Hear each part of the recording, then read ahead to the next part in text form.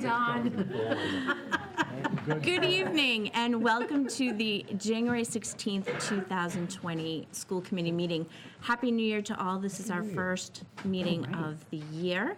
I hope that everyone had a great winter break and that all those illnesses and coughs and colds are apparently not going away. Well, I hope everyone's starting the year off relatively healthy. Before we begin this evening, I need to share some news with the committee.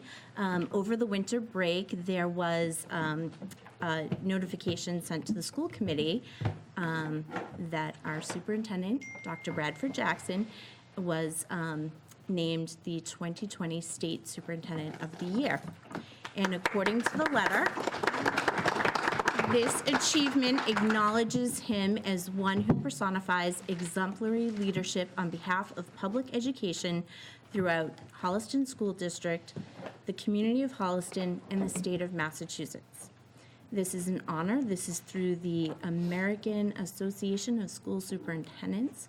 This is a wonderful honor. It is something that I know Dr. Jackson is incredibly proud of and a little bit humbled by this, but I wanted to take this opportunity to share this with the community, and I would like to offer you the biggest congratulations, and thank you and congratulations.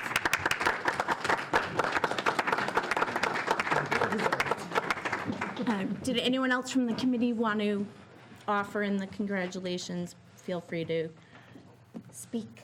Anyone else from the committee? I think you did an awesome job, Brad. Congrats. Thank you. Yeah, that's great. So congratulations. So thank you. What a way to start off 2020. All right, so meeting minutes. From December 12th, our regular session. Are there any comments or changes, questions? I had one. There was, Lisa is mentioned as having made a motion and seconding it at the same she's good. time. Which one? Yeah, I know, it's pretty good, right? That was the other hold on, Lisa. open it up. It was Lisa's doppelganger. I gotta open it, sorry. While, Oh, okay, it's under school start times. Yes, Review Thank you. administrations. sorry. I Okay. have it open. So do we need to go back to the tape and listen to it and amend it as is? I don't know how we. oh, yes. I know, because I don't remember seconded. Okay, So, so we'll go back We to, want to table these minutes so we can get that. That should be accurate. Yeah. So why don't we, Great. that would be my recommendation. yes, thank so you. we'll table those. Good Sorry, I catch. caught it in my Nope. second time around looking through it. Good catch. And our December 12th executive session. And that one, I have that Dawn did a roll call vote, but she wasn't actually there, so she was listed at the bottom of the page as being, So she, so, So you need to list me as absent. yeah, she was listed as absent up at the top, but at the bottom, She was she was listed listed as roll call voting, as a yes. as a yes and a voting, yeah. You know what we need to do, in fairness to Lisa Aronian, who's listening to this in the background, is get back to really calling out who's making the motion and who isn't. Sometimes I feel like we've gotten Yeah, and a I little less. try to Yeah, no, that's not on you. It's No, it's no, on yeah. us. We're like getting lazy, maybe. I don't know. so these minutes will be adjusted to reflect the last two votes, the only two votes that the committee took during that session, that both during the roll call and in the summary of the vote. Right. Ms. Daborski should be listed as the absent as Right. opposed to a yes. So is there a motion to approve and retain the executive session December 12th, 2019 minutes as amended? Moved by Cynthia? Seconded by Andy. All in favor? So moved by Cynthia, seconded by Andy. Everyone's in favor. Dawn, are you an I've abstention? listened to it, but I should be an abstention because I wasn't Right. present. Okay, so Dawn, an abstention. Thank you. Okay. Student. Thank you. Students, what's going on? Well, obviously final exams are next week. Semester one's ending, so it's a very busy time academic-wise and everything else kind of takes a backseat during these 2 weeks as we prepare for final exams, then take our final exams on Tuesday and Wednesday of next week. And then Thursday will be our transition day where we go back to our semester one classes, receive our final exams, for the most part our grades and our final exams, or our final grades for the classes. kind of wraps up semester 1, and then on Friday we'll start semester 2 in all our new classes. Went by And pretty fast, didn't it? yeah, You just and- wait. yeah. So we recently had the 8th grade open house where current students showed around the upcoming 8th graders to get a sense of the school, and that went well. The one acts are coming up on January 31st and February 1st, which they will be sold $5 at the door. And we would also just like to update the boys hockey and wrestling teams are both doing really well right now. Great.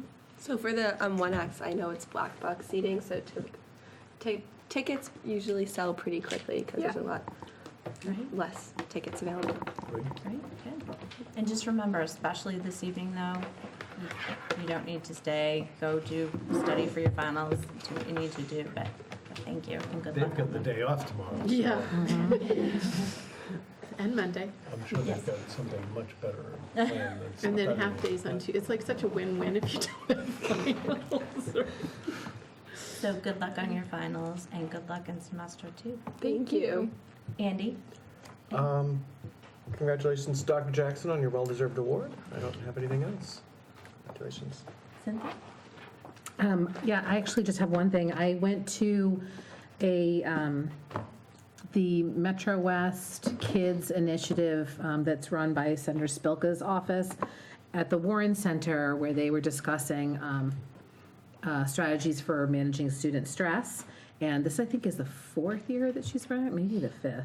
I'm not exactly sure, but, and they have a panel, I had a panel of different professionals who were talking about managing student stress in schools, and it was headlined by Shella Dennery, who's from Children's Hospital, and she actually got together with a whole group of professionals. She's an LIS-CSW and a PhD, and she works at Children's Hospital, and she has an online training program. It's on openpediatrics.org on Intro to Behavioral Health, and it's for educators, for parents. It's an open source, so anybody can register and take that online course to get more information about how they can help their students. Meg Kamiri was on the panel, and she spoke very eloquently about our mood check program that we do here in Holliston. I didn't hear anybody else chiming in that they were doing such a program, so I think it's great that we're doing that here. And I will have that information in the description for the minutes and everything, so people can reference it later. And that's all I have today. Thank you. Eloise? Yeah, I couldn't go to that because I'm the harbor rep for us and also for the tennis team. And so they only meet once every 2 months. And so if I don't go, I've missed like 4 months out of the whole year. So I felt like I had to do it. Anyway, so I was actually at that, and I'm sorry I missed Senator Spilka's thing because I wanted to go to that.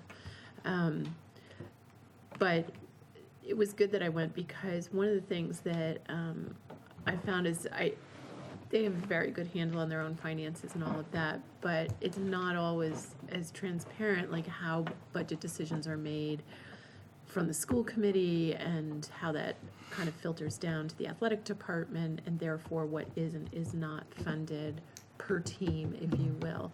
And so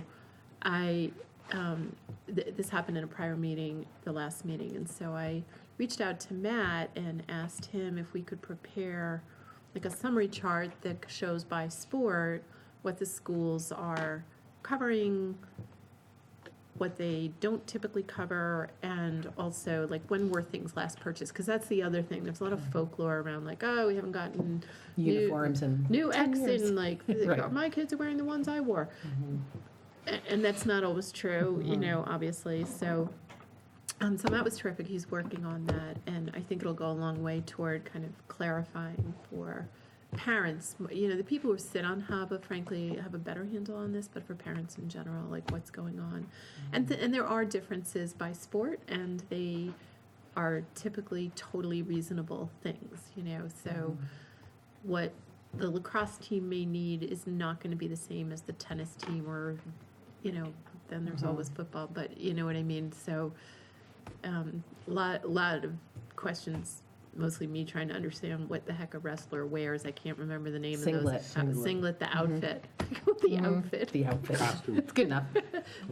You know, but I mean, you know, and maybe, you know, certain teams like swimming and wrestling need cover-ups because they're in tiny little outfits and other teams do not, you know what I'm saying? So those kind of differences are there, but they're not inequities. They're appropriate to the school. Was there discussion about practice gear versus athletic uniforms, things like that? Some at the prior meeting, not at Okay. this one from last night. So, yeah, you know, and related to all this is a discussion that maybe needs to be brought up here at committee another time. You can put on your, maybe just put this in your tickler, is the fundraising that is happening by individual sports teams at this point for swag. It's extensive and it's kind of run amok. But I don't want to be the poo-poo parent who's like, oh no, don't fundraise for your, you know, your fun jackets and all of that. But and some of that is picked up by HABA, and I think that's the problem, is that HABA, like the HABA will, when the kids win a title, a big title, like there were 3, you know, between the girls soccer team, of course, and I'm gonna get it wrong. I know football got a division, and then there was another TVL title this fall. Then, you know, banners and certain other things are paid for by HABA, and they do right by the kids that way. But then there's other stuff where it's like the kids decide they all want to go get, I don't know, new sweatshirts. Next thing you know, there's a fundraiser. So Yeah, that may be something that, I don't know where that fits in policy or whatever, throw it on your it does. agenda. Sorry, that was supposed to be like, no, I pass. That was nothing. That was not a pass. Nothing like I totally didn't prep that, didn't think that through. Sorry, guys. Yeah, move I on. hate to think what it would be like if she had a comment. Yeah, I was like, oh, I forgot I went to HABA. Okay, sorry. Move on. First and foremost, congratulations to Dr. Jackson. Thank you. It's been fun watching you blush Thank you. tonight. I have a couple of things. Thank you First, for pointing it out. Yeah, no problem. So a couple of Cpac updates. The Special Education Parent Advisory Council had its latest executive board meeting, but I first actually want to say, this is overdue, but a very heartfelt and sincere thank you to Deborah Sweet and Sherry Clyde. They were the co-chairs of Cpac for a few years now, and they turned it over to a whole new crowd this year, but they deserve huge recognition for their advocacy for kids and just the passion that they brought to it. They're both just and wonderful people. So the new group is getting going, and Meg Kamiri and I were both there for this last meeting, and they're knee-deep in reviewing all their bylaws and coming up with a website development plan, so they're hard at work on kind of figuring out what direction they want to go in, since it's kind of a whole new leadership. And Meg has been invaluable in helping them, all of us, kind of think through exactly what a Cpac is, because it's defined by law, and you know, so going through the bylaws is can get a little bit tricky if you don't have someone there who understands all that. So thank you, Meg. And then, and I just wanted to say very quickly about Senator Spilka's event. This is the second year, I think, that I've been. I didn't go last year. And it really stood out to me because, I mean, she's always focused on her work being fundamentally about trying to decrease the stigma around mental health issues. But this is the first time I remember her ever opening up and talking so personally about her dad and a little bit about what her childhood was like. And I thought that was so powerful, because if we all did that, if we all talked about, you know, Brave. it's very It was very brave, brave, yeah. very brave. And, you know, she went into a little bit of detail. And, you know, if we all talked about the mental health issues that we've, you know, been part of in our lives, if we were all as open as she was, that would go a really long way in helping to fight the stigma. So I just wanted to thank her for that, and say that I thought that event was really important, and I'm so glad that that's a priority for her. And that's it for me. So just a few additional notes. The Miller School Band winter concert is this Wednesday, January 24th at 7 p.m. That's the 4th and 5th grade band and the jazz band. The 5th grade play, which is produced and directed by 5th grade teacher Sarah Peters, and involves many of the kids in the 5th grade, both as actors, actresses, stage crew. That is February 11th and 12th. And just to reiterate again, the student-directed one-acts are January 31st and February 1st. Those are great productions, and they do sell out. And they are written and directed by high school students, and the actors and actresses from Theater 370 participate in those as well. So all must-sees. Thanks. Dawn, I just want to clarify because you gave me pause. The concert is on the 22nd, Wednesday the 22nd. Wednesday the 22nd, yes. Because on Thursday the 23rd, I was going to say, and I hope I'm not stealing anyone's news, I'm really looking forward to the Service Learning Showcase at the high school. I am really excited about that. So that is this coming Thursday from 7 to 8 here in the library. So I'm really looking forward to that. I wanted to congratulate the National Honor Society. The students put together their winter whiteout dance for the middle schoolers, and because I have the administrators here, I need to shout out to them as well. There were over 525 tickets sold. Wow. It was a packed facility, and Mr. Jordan and Mrs. Beatty, great job. Sarah Fitzgerald from the PTO, who got some volunteers, great job, and congratulations to the National Honor Society, because that's a great fundraiser for them.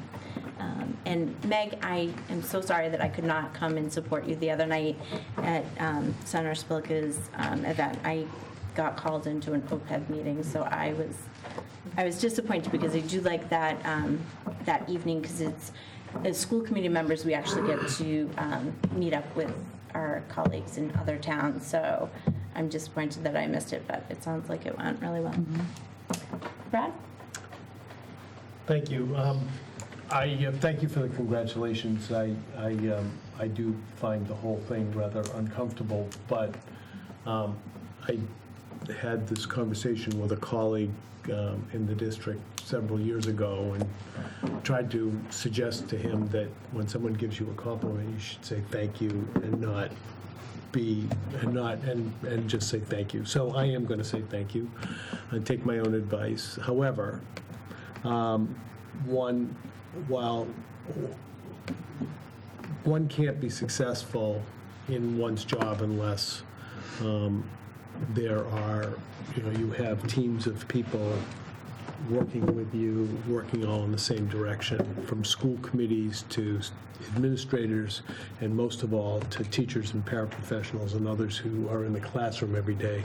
This, while I do recognize this may have some level of connection to me as a person and as an individual, leaders of unsuccessful school districts do not get these awards. So this is as much a reflection on Holliston as it is on me, and in my belief, it's more so. So thank you, thank you, thank you. So moving on, I did want to, in the context of sharing some good news, I did want to share two pieces of good news, hoping I'm not stealing anybody else's thunder out there, but I wanted to announce that Holliston High School has been chosen to partner with 7 other Massachusetts school districts, MIT, UMass Boston, and the Mass Association of School Superintendents, to participate in a National Science Foundation funded study to develop exemplar programs for equitable K-12 computer science curriculum pathways. And the focus of this effort over the next year or two is for these groups to try to develop some exemplars, particularly focusing on the growth of computer science, the availability of computer science education at the high school level, identifying obstacles to that, and preparing recommendations statewide, whether they be policy-based recommendations for DESE to consider, or other obstacles to a more broad and robust implementation of the digital learning and computer science Massachusetts curriculum framework. So congratulations to Holliston High School. Not to be outdone, Robert Adams Middle School has been invited by the Department of Elementary and Secondary Education to assist in the development and piloting of a new approach to the statewide science assessment, a replacement for MCAS for science in grades 5 and 8 that will be focused on deeper learning instead of the current version of MCAS. The pilot is it is subject to receiving permission from the Federal Department of Education for Massachusetts to receive permission to explore alternatives to our current assessment system, that permission has been granted to other states rather routinely. So we are hopeful that that Massachusetts will receive permission to pilot this in the area, and the first area is going to be science in grades 5 through 8.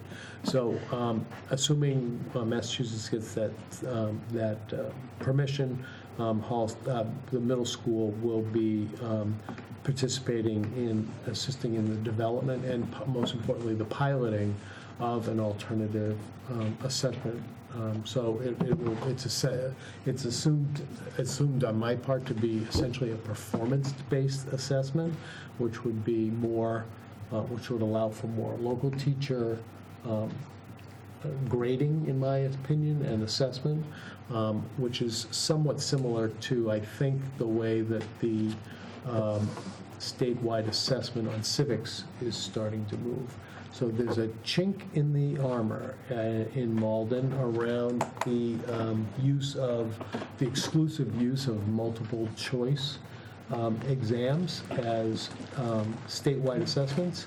And I'm really pleased that the middle school is going to have an opportunity to be one of a handful of school districts who will be helping to guide that process and piloting it over the next several years. So that's two pieces of exciting news that I think reflect well on this community and how it's considered, it's the level of leadership it's considered to have within the state of Massachusetts. Yeah, I'm really excited about that, and I'm looking forward to hearing more about it and what other districts were invited and whatnot. So yeah, we don't have that information yet. We know that we've been invited, but until the DESE is being a little closed-mouthed about it until they have received permission from the Department of Education to move forward. Great news. Thank you. Peter? Yeah, I enjoyed visiting Mr. Levesque's construction technology class today.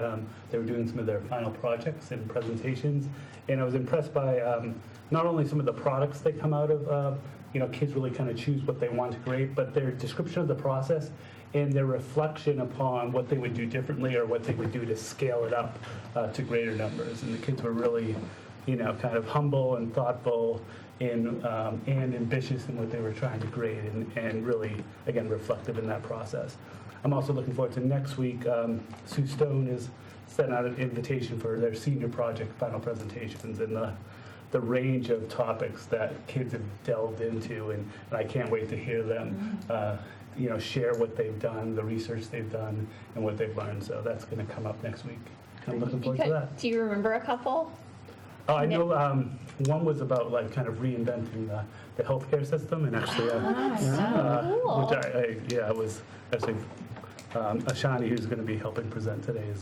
That was hers, but there's a bunch. There's one on follow-up on the impact of the use of therapy dogs at Holliston High School that two of our students did some pre and post surveys, and they're going to be reporting out to, that was part of their senior project, about learning about therapy animals, and I remember that one because I got a specific invitation from a student for that. So they're very broad, very exciting, and really give the students. There was another one of my cohorts in crime on the Holliston High School chorus is doing a music-based presentation. I think he was creating some music of his own and composing. Oh, wow. Do you think we might be able to entice some of them to share with us there? I will follow up with Sue Stone and see what we can do. I would love that. I'd love that. Peter, did you have anything else? Nope, that's it. Great. Keith? I'm good, thank you. All right, Stace? Yeah. I'm so sorry. There is one other thing I wanted to share in the world of student accomplishments, and this one's a little unusual, and I apologize. It was in my head, and I should have reached out to you in advance. So,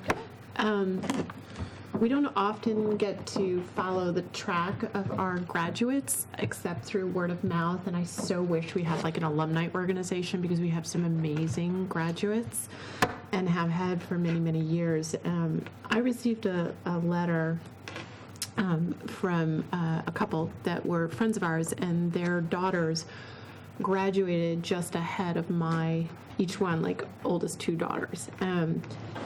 And so I'm just going to read this to you because I think it follows along with your sort of warm thoughts about the district and our teachers, et cetera. Some of you will know these girls. Well, I'll tell you that Meg and Emily and Sarah Stebbins, each one in turn graduated valedictorian from Holliston High School, which I think is a record-setting thing in and of itself that two sisters do that, and each went on to Stanford. So the letter was from the parents providing an update, and it's, just wanted to give you a moment to give you an update on the girls. It appears their preparation at Holliston for strenuous academic environment was more than adequate as they graduated with science and engineering degrees and high GPAs from Stanford. They weren't bookworms either. They had active social, community, athletic, and extracurricular lives, and to confirm it was not a fluke, they've recently been accepted to top business schools. Sarah graduated Phi Beta Kappa Tau Beta Pi with both a BS and MS in engineering in June from Stanford, and was accepted to Harvard Business School straight out of Stanford. It's extremely unusual for that to happen. They usually like to see 4 to 5 years of business experience. She was one of a few what they call 2+2 students, where they only work for 2 years, if you will. She's doing growth equity investing for Iconic, which is a big firm. It's the firm that manages Mark Zuckerberg, et cetera, a bunch of their wealth in San Francisco. Emily graduated Stanford in 2017 with a BS in Science, Technology, and Society, and was recently accepted into both Harvard Business School and Stanford Business School. So not doing too shabby there. She's leaning toward staying out west because they'll be in at the same time. And she's working for Bain Consulting right now. And this is the part that was really nice, that they took the opportunity to pay tribute to the schools. We're very proud of them and hope that Holliston is as well. Holliston had such a strong set of teachers, advisors, mentors, and academic offerings that the girls never felt behind in any way. We want to thank you and the staff so very much for all your efforts, not just to our girls, but to all the students each and every year. He says, I remember some suggesting that Stanford was unlikely and that no one from Holliston had ever been accepted there. Now there's proof that Holliston grads can attend and kick butt there. And we want to share that success with you. And thank you for putting them on that trajectory, Peter and Meg Stemmons. So, That's great. Congratulations. So That's awesome. I just thought that was worth sharing, and somewhere we have to find a wall for acknowledging, all of our wonderful alumni. So, That's great. yeah. Thank you. When they're rich and famous, I'm going to tap into the window. So this evening we have our administrators here who are going to share their school-based improvement goals. I I can't believe we're midway year, so We're actually going to start with Mr. Jordan tonight, if you'll allow me to kind of go a Sure, little out of order. We have some personal family commitments to try to squeeze in here, so we're going to start with the middle school. And just as that gets warmed up, just a reminder, this is actually the kickoff of our FY21 budget development process. We always ground our budget development process and our strategic plan, which grounds our goals are grounded. And so we wanted to give you an update on our progress towards our current year goals that will serve as a foundation for the strategic improvement initiative presentations that we're going to be giving to you next Friday afternoon at 4 p.m. here in Holliston High School Library. So with that, and now that that's all lit up, Dave. So with a chuckle, I have a little Bitmoji that's on the front screen. This has become like all the hotness at the middle school right now. Those who will be at our professional development day will kind of see this kind of throughout of our teachers kind of using this as a way to kind of spice up the classroom, and it is kind of like a personal effect that teachers are giving to presentations to kind of add to slides. I think I equate it to when PowerPoint started to add like different effects that came out. This is like the new effect in kind of Google Slides as well. So Is that supposed to be you? that's supposed to be me. It's missing the beard. I know. You know what? This is an earlier version of it. You have to update it. 2.0. But as you pulled from there, kind of our major thematic approach at the middle school that we started kind of brainstorming March of last year is around personal, local, global. And that's part of like going through a struggle and kind of reflection process over kind of visions in general and the details that are placed in visions, and asking staff and students to kind of recall the vision or understand the vision or be able to connect to the vision. So personal, local, global is kind of like our all-encompassing and kind of is something short and sweet that our staff can remember, our kids can remember, and everything that we do relates to it. So we look at personal, we look at, student, staff, and anybody who comes to the middle school, their own kind of personal journey, their understanding of their self-reflection, their own social emotional well-being. Local, thinking about kind of interpersonal skills, perspective taking, not just the local community, but also the people that are directly in front of them. And then global is just kind of taking perspectives outside of the walls of Holliston, the community, thinking globally, not only out of this country, but also thinking about different cultures that students may not otherwise be exposed to in Holliston. All right, so when we think about this structure, we think about authenticity and trust. So authentic learning experiences are not a requirement for success in school, but they are if you want the success to be a lasting success. Educators are successful because students trust that their teacher has their best interest in mind. In turn, students with trust work hard because they feel like they are working for something bigger than themselves. Trusting systems are a primary part of the success of the human species, and in turn, successful civilizations. If the people aren't looking out for their community, then the benefits of our community erode. And that's kind of the idea of that personal, local, global mentality.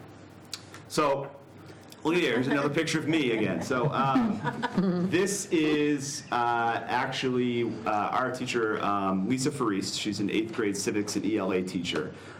She does 180 days of respect. This talks about kind of her authentic learning. This was a student from our network continuum of services who, in our coffee shop, so we have a life skills kitchen, created or made a cup of coffee for me, and when I went to go pick it up, she gave it to me for free, shook my hand, told me have a good day, and then said something kind. And then that entire day, she would smile at me, wave at me, shake my hand, and ever since she's been said way more than she ever has to me in the last 3 years.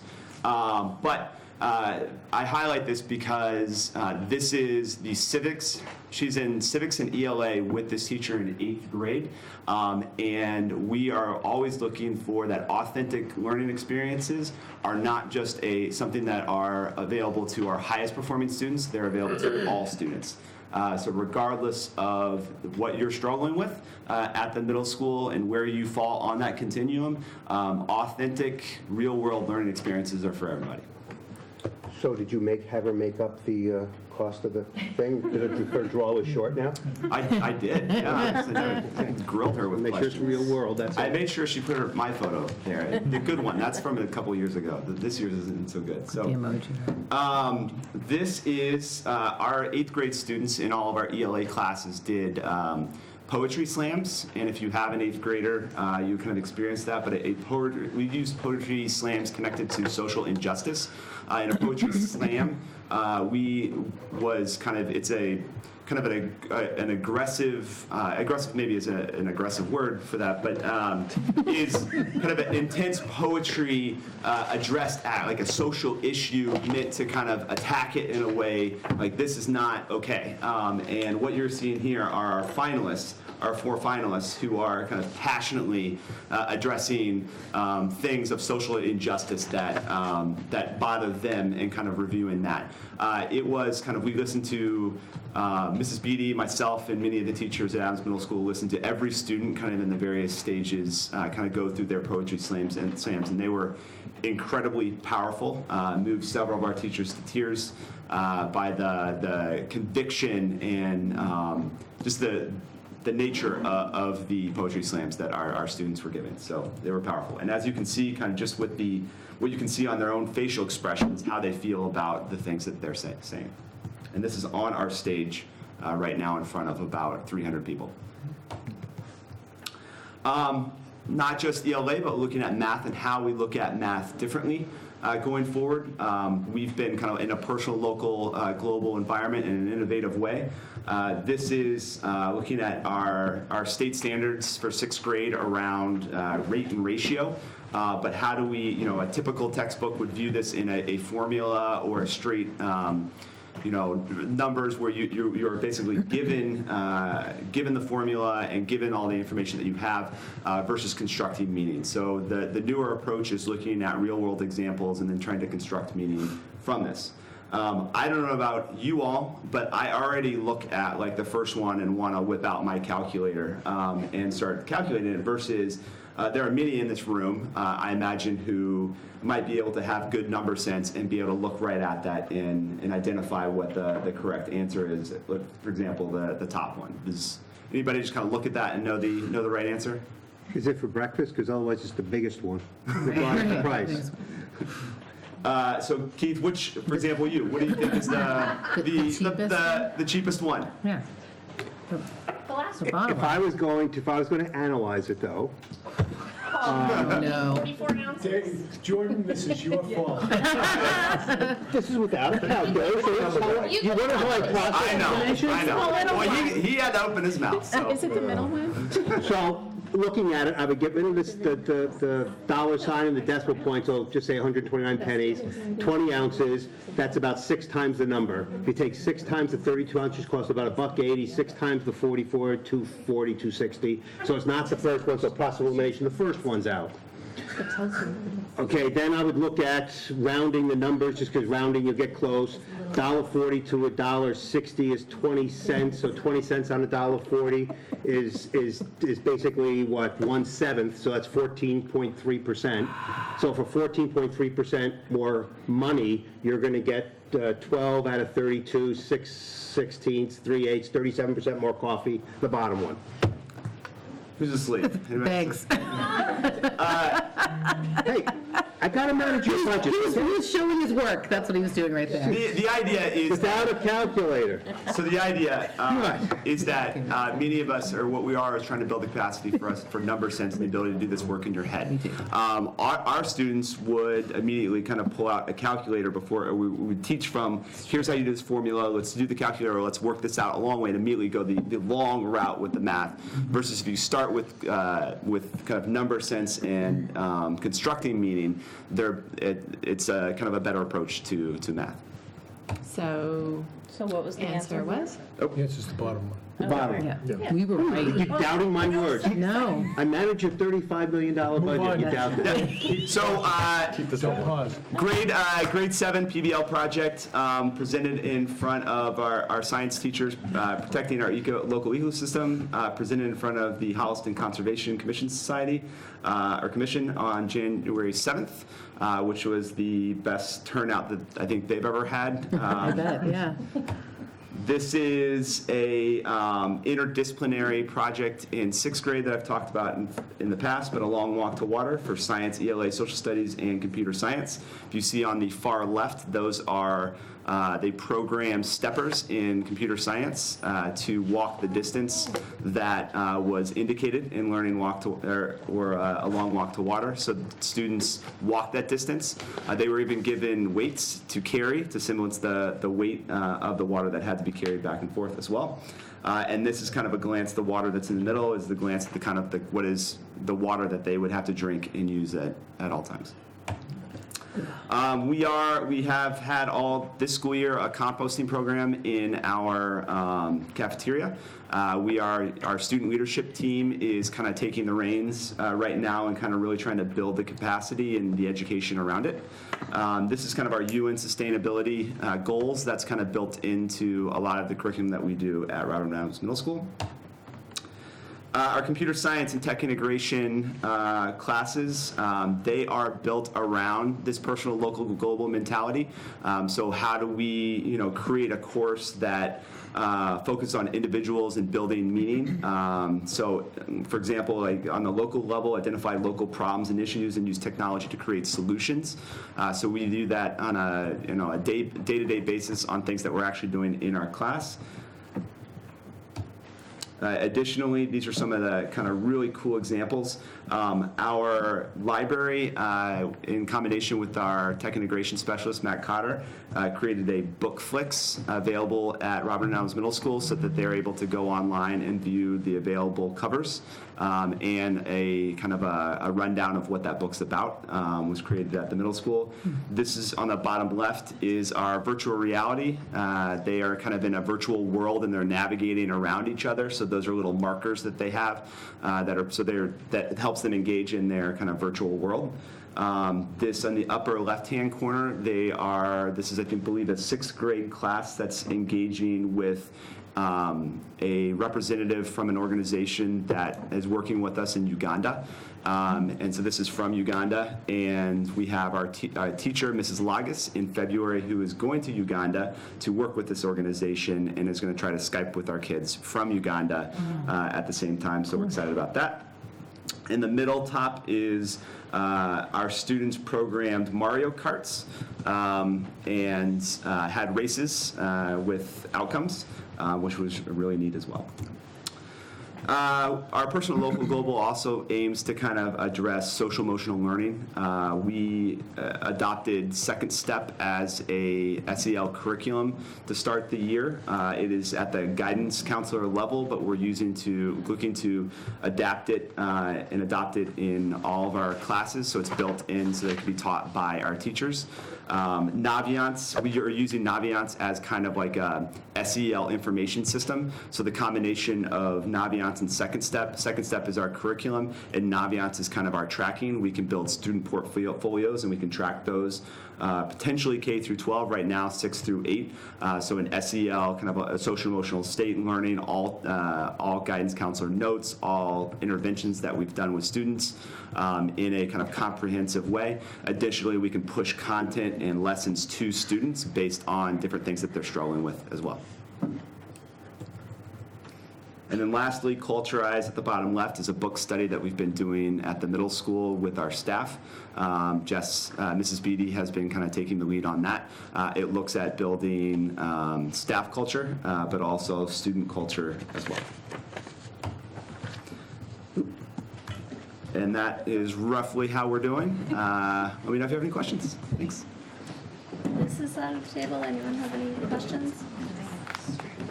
No more math? No more math, Keith. I was not expecting such a verbose. Easy.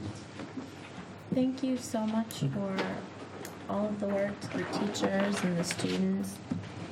It's really cool stuff going on that I almost wish I was back in school. Almost. You just went to the dance. Right, I went to the dance. Great. Thank you very much, Mr. Jordan. Mrs. Beatty, thank you. We'll move next to Placentino. We'll go back down to pre-K to 2, and then we'll move up from there. It was on a roll. I was going to let it keep going. It would have been interesting to see what he said, huh? Yeah, I think we do it. Nathan, him. Good evening. I'm really excited to share with you our progress at Placentino. Unfortunately, Mr. Bidet, I don't have any board participation questions, so sorry about that. So I think this quote really frames what we've been doing at Placentino. It comes from the book group that we're doing with our leadership team that I can talk a little bit about later, but it says you can't mandate learning, but you can create the conditions in which people are inspired and empowered to learn. And at Placentino, we've been looking at how do we create conditions for both teachers, all staff really, and students to feel empowered to learn. When we think about our innovative learning opportunities, we're really excited about some of the initiatives we have at Placentino. So on the left, you can see the butterfly. That's part of our new pollinator garden. And we are just starting our STREAM project. So STREAM, the acronym has kind of expanded a little bit as we have now a committee together that's developing activities and curriculum that will be pre-K to 2, so a school-wide STREAM pollinator lessons that we're going to be having. So STREAM is standing for science, technology, reading, engineering, art, music, math, and movement. So you can see that students are going to be learning across all curriculum areas. We're going to be kicking this off in Placentinkers because we really want this to be incorporated across all of their learning environments. So starting in February, our students are going to be programming bee-bots, and the bee-bots are going to be programmed to pollinate flowers. So they're going to be able to have that hands-on piece about how pollination works. Each week, all students pre-K to 2 will have lessons that include videos, that have books, that is going to be in their writer's workshop, their reader's workshop, incorporate into math so they can learn more about pollination. When we met today in this committee and we started talking about what that will look like, and this is a shift for us at Placentino.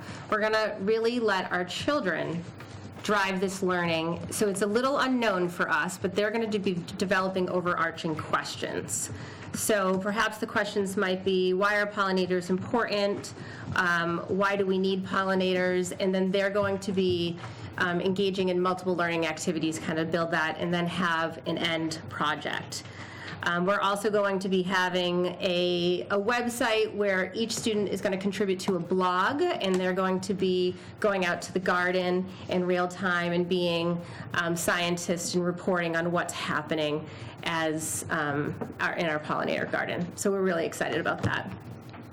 The other piece under innovative learning opportunities is around for our staff. So our leadership team, which includes our grade leaders, our curriculum leaders, and our administrators, we're reading this book by Katie Martin, Learner-Centered Innovation. And really, what's amazing about this is it's sparking conversations, and then our leaders are bringing it back to their colleagues. So for instance, the conversation we had at our last meeting was, so what is SMART? How do we measure it? And what is our definition? And then how do we look at assessments to really engage all children so that we are really looking at them as the whole child and not just as test scores? How do we look beyond what we expect as a reading level at the end of first grade to know where is a child's strengths and where are they on that developmental pathway? So it's really about sparking conversations, and then the conversations are kind of being brought throughout the school about how do we create a culture for learning and innovation. We've changed our environment a lot at Placentino. If you walk into our library, it looks completely different. You can see on the left, those are students who are using iPads, and they their pictures turn 3D. So they've learned how to use that app. They colored that, and then they digitalized the picture. In the middle, that student became a marine biologist who was assigned the task with his group, of course, of creating a prototype of a new tide pool creature. And it must survive the tide pool's environment. So they were given sticks, modeling clay, pipe cleaners, and shiny rocks. And then afterwards, which is a little different, this is part of Plassen Tinkers, is now they take their projects, they put it underneath a document camera, and it gets projected on our new panel, which comes up and down. It's pretty cool. It's down to a 3-year-old's height, so they're able to present to us. And they had to present to their class about why they think that their tide pool would survive in that environment. Social emotional health at Placentino, as you know, we feel that this is the foundation for all that we do and our learning. Again, we're really shifting what our environment looks like. You can see down on the right, that is in our PE class, that's Erin Squires, she tweeted that. Our students end with a mindfulness activity at the end of PE. So what we're really thinking about is how did that initiative start to penetrate across all environments? You can see students on the left, they're engaging in yoga in the classroom. On the top left, those are students who are at a care assembly. Those are our second grade leaders who are talking to kindergartners, first graders, and preschoolers about how to show care at Placentino. And then at the top right, we actually had an enrichment activity talking about awareness and showing empathy and care for students with allergies. And that was a really powerful presentation. Here, if you walk down the halls of Placentino, you're going to notice that we have a much more social, emotionally friendly school. So you can see on the left, that's a student using a brain break area. He's using a hole punch. Now, none of these were staged, by the way. This was just me walking down the hallway with kids using these, which really shows that it's embedded in the classroom. So children are able to know now when they need to take a break. They go out into the hallway. They don't have to get permission. They know they're able to go. They go and they take a mind break, and then they're able to come back. So they're able to think about when they need to regulate themselves, when their brain has just had too much. And it's really proactive strategies for their social emotional health. The middle is a Scribble Wall, which it's a chalk surface, and they can scribble on it. The top right is a sticker wall where they take different stickers and they put it on. These are all things that help change the channel in their brains, help them when they're feeling what we talked about before, a little flipped or about to become flipped. And then in the bottom right, we have, I think, 3 of these now at Placentino.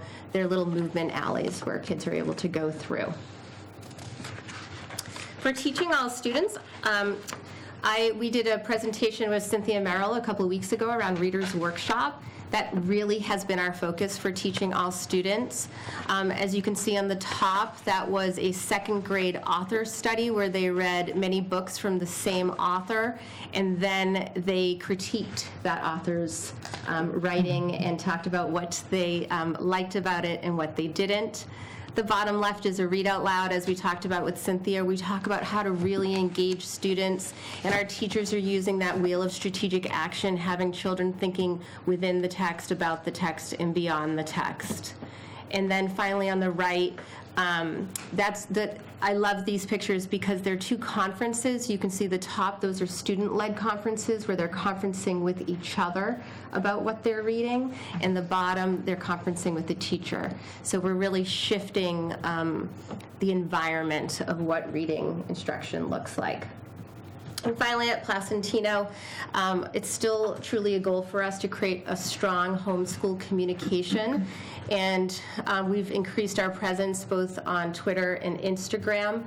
And if you notice a little bit about these tweets and I don't know what they're called, grams? No, I'm just kidding. They're by teachers. So what we're trying to really do is have them come from our classrooms. This year, during a professional development day, Cheryl Lassie, our assistant principal, and Eric Linares, the assistant principal at Miller, actually held a PD session for teachers about how to increase their social media presence for the school and to be able to really show their teaching and the students' learning. So we're really working at retweeting that and having the message come from across Placentino. Any questions on Andy's side? Jen? No? Good, thank you. Eloise's side? Any questions? No, it was great. Both of them were. Thank you. Thank you. Thank you, Mrs. Slaney. Thank you. Next, we'll welcome Dave Kine, principal of Miller. And just to remind the committee, these presentations are really supplement the written material that's in your, I want to make sure that we're transparent with the folks at home who I know are watching this. You have extensive written reports on the goal-by-goal progress here, but this is more an opportunity to share what the principals consider some of the highlights and things they want to share with you tonight. Dave, welcome. Hello, everybody. Hello. I think the others said it, but this is, our chance to show you what we're doing throughout the year. And it's a lot of fun to be able to do that because we're able to go to teachers and get them to share with us some of the things that they're doing. The one thing that's not shown in these necessarily is the work that is done on the professional development days. And so, our first professional development day, we had Cynthia come in to talk to all of our teachers, both at Placentino and Miller, on the Reader's Workshop. We go into our last one on November 8th, and we gave our teachers a choice of many different things to do. Some of them worked on project-based learning. Some of them were working, our lab teachers got a chance to meet in the morning, but then we had choice things that fit under each one of these categories, whether it be innovation, whether it be teaching all students, whether it be the communication, but some of the things we were doing, Seesaw under communication, teachers had a choice to be able to go do that. Looking at social media, trauma-sensitive classrooms, looking at Eureka Math, looking at some speech and language resources, looking at some grants. We received a HEF grant, and we received a Cricut machine where you cut out things and you can put them up around the building, and the teachers that got the grant were able to teach other teachers how to use it. So, and then tomorrow, we've got a whole array of professional development offered by our own teachers, which we can't thank you enough. Many districts don't have the professional development days that we do. So thank you. And that's where a lot of what you're going to see the innovation, that's where the teachers learn how to do a lot of those things. So in the innovation lab this year, they got some dash robots, and with these dash robots, students learn codings and they program on an iPad to get these little machines to go a certain distance. In this activity, the students were trying to run over a block tower that was in front of it, and they were oh, it's not a touchscreen. Come on, Dave. So they're programming from their iPad movements, and so some of them are to turn, but in this activity, they were trying to get who can get it to go first and the fastest and to run over those things. A lot of coding is going on in our innovation lab. They've got some gaming kits that they're programming, and you're going to see a little bit of that later. On the right, we've got a golden ticket. So Linda Canal has created kind of this kids find a golden ticket in a book in the library. And then what they need to do is they need to read the book and they need to own it and then present it to Linda, and then she's got a little prize for them. So this is getting the kids interested in looking at all the genres, all the books around the library after she does book talks with the students, but just engages the students in reading. Here we have one of our Spanish teachers using the virtual reality tour. She is reading to the students the life of Frida Kahlo, who is a Mexican painter known for her portraits, self-portraits, and work inspired by the nature and artifacts of Mexico. So while she's reading it in Spanish, they're looking around the room and trying to see what they're looking for. Again, I'm trying to think it's a touchscreen here. So again, they've got an activity, they've got the virtual goggles, and then she's going to start in Spanish. So are they in a museum? No, it's not necessarily a museum. It can be out in nature. It can be in a museum. It's this exercise? Yes, yes. That's pretty cool. Oh, no sound? Oh, sorry. She is speaking to them in Spanish.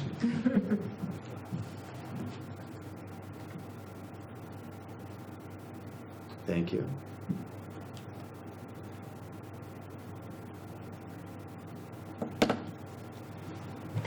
We'll go on to the next one. Sorry. The other is, this is the second year of our 5th grade Makes and Innovates. And what I wanted to do is show you some of the things that on the outside, you're going to see some of the things that they're doing now. They're in the process of their design phase. And in that design phase, they go through the computer lab, and it's all whiteboard tables, and they are writing down their ideas. They go around and they comment on everybody's ideas, on whether they think it's a good idea, whether it will work or not. And this has been a 2-year process. This is taking Michelle Hastings' engineering that she does in 3rd and 4th, where she's teaching them the design process and linking it to the innovation lab. And so they're making some things that they think they have to solve a problem, and they come up with a solution to that or something that they're going to make. And this is their gallery walk. This is where they get to walk around and just give each other feedback.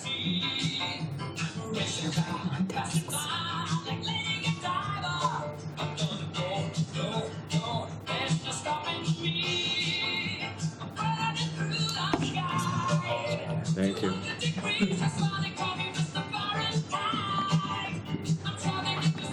So they are now in their 2nd year. They're halfway through it.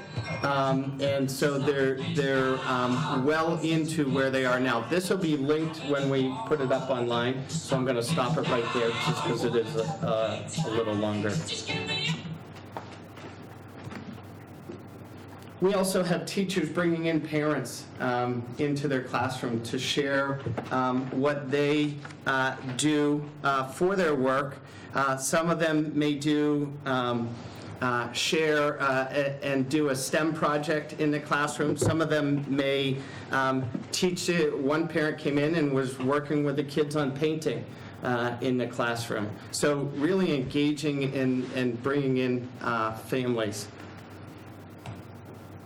Social emotional. Not only are we taking a look at our students, this year we're really taking a look at our staff too. We're looking at creating opportunities for the staff to do things after school. This is a group of 25 of us. We went out in, I think it was November, and this was Outpost Farms. We've had another one since then.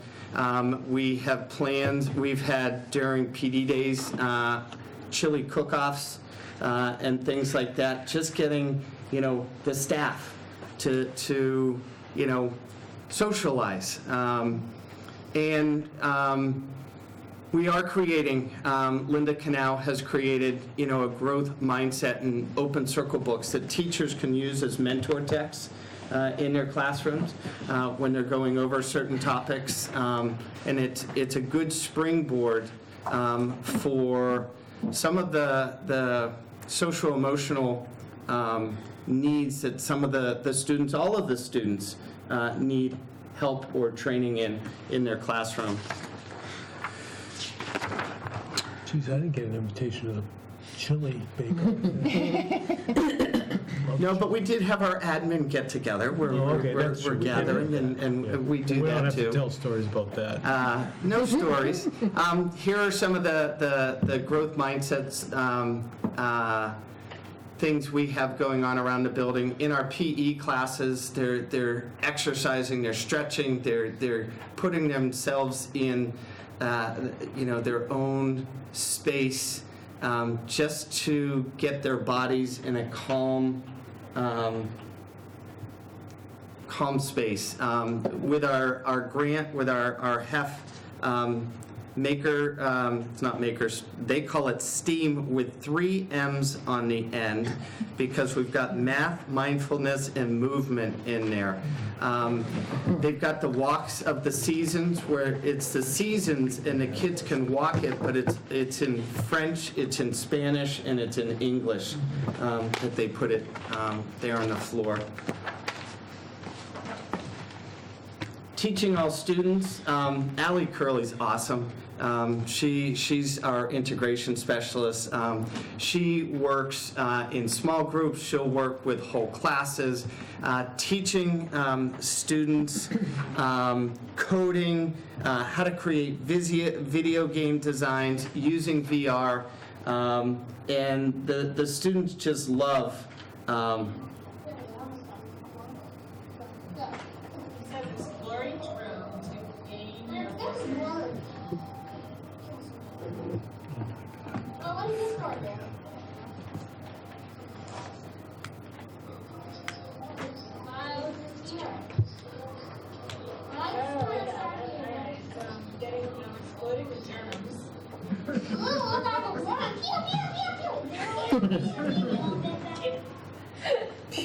So this reaches all of our students. They just have a blast. One of the things we had our tiered focus monitoring group from the state come through, and one of the things they said about our schools is our assistive technology and how our teachers are using this assistive technology with some of our students to help them learn, to help them communicate, and they were impressed with how it was being used down in the classrooms. Communication and the community. We had a fundraiser. They were trying to do the food pantry at the collect as much food as possible, and if people collected a certain amount of food, Erica would be able to take a pie and smash it into my face, but if the items that they collected for me were more than I would be able to smash it into Erica's face. And actually, she won by a long shot. But we decided to do a joint effort there. So the kids absolutely loved it. This was what they wanted. The leadership came up with it. Instead of an elf costume this year, we got to get pie in our face. And communicating, we are sending out every other week newsletters through Bright Arrow to the families. We are, for the staff, as is Placentino, doing a daily kind of what's going on for the week and what's going on for the day, things for staff to be aware of. And the other big thing on communication, I'm on the MSAA board as a elementary principal rep, and that's the Massachusetts Schools Administration Association. The elementary and the high school and middle combined probably 3 years ago now. And one of the things this year is they're trying to get out there, different schools, and how do you highlight your schools? And so I volunteered first. And so with the help of Allie and Winnie, we created a little video. And this video actually went to all the principals across the state in what we're doing here in Holliston. I thought it was on our website already, and it's not, but it will be in the next couple days. My name is David Kine, and I am the principal of the Fred W. Miller School in Holliston, Massachusetts. This is a grade 3 through 5 school with over 680 students. I have been at the Miller School for over 20 years, and my favorite thing is interacting with the students. I love helping to make the Miller School a place where students want to learn and have fun. At the Miller School, we are encouraging our staff to try innovative practices to get students engaged in their learning. We have transformed our computer lab into a student-centered innovation lab. Our library has been redesigned to better focus on our literacy initiatives and offer a flexible learning environment. Our teachers are trying Genius Hour with their students, as well as designing interactive learning stations throughout the building. Our school is built on relationships. Relationships among the staff, as well as staff relationships with the students. We promote student social awareness through our school-wide Shine PBIS initiative, and we encourage our students to be kind to one another. So just that went across to all the buildings, because I think we do a really nice job. And so that kind of summarizes everything I talked about too. That's great. That needs to go up on the website. People Yeah. need to see that, because I think people who don't have students in the district don't realize what's really going on in the four walls, in the community.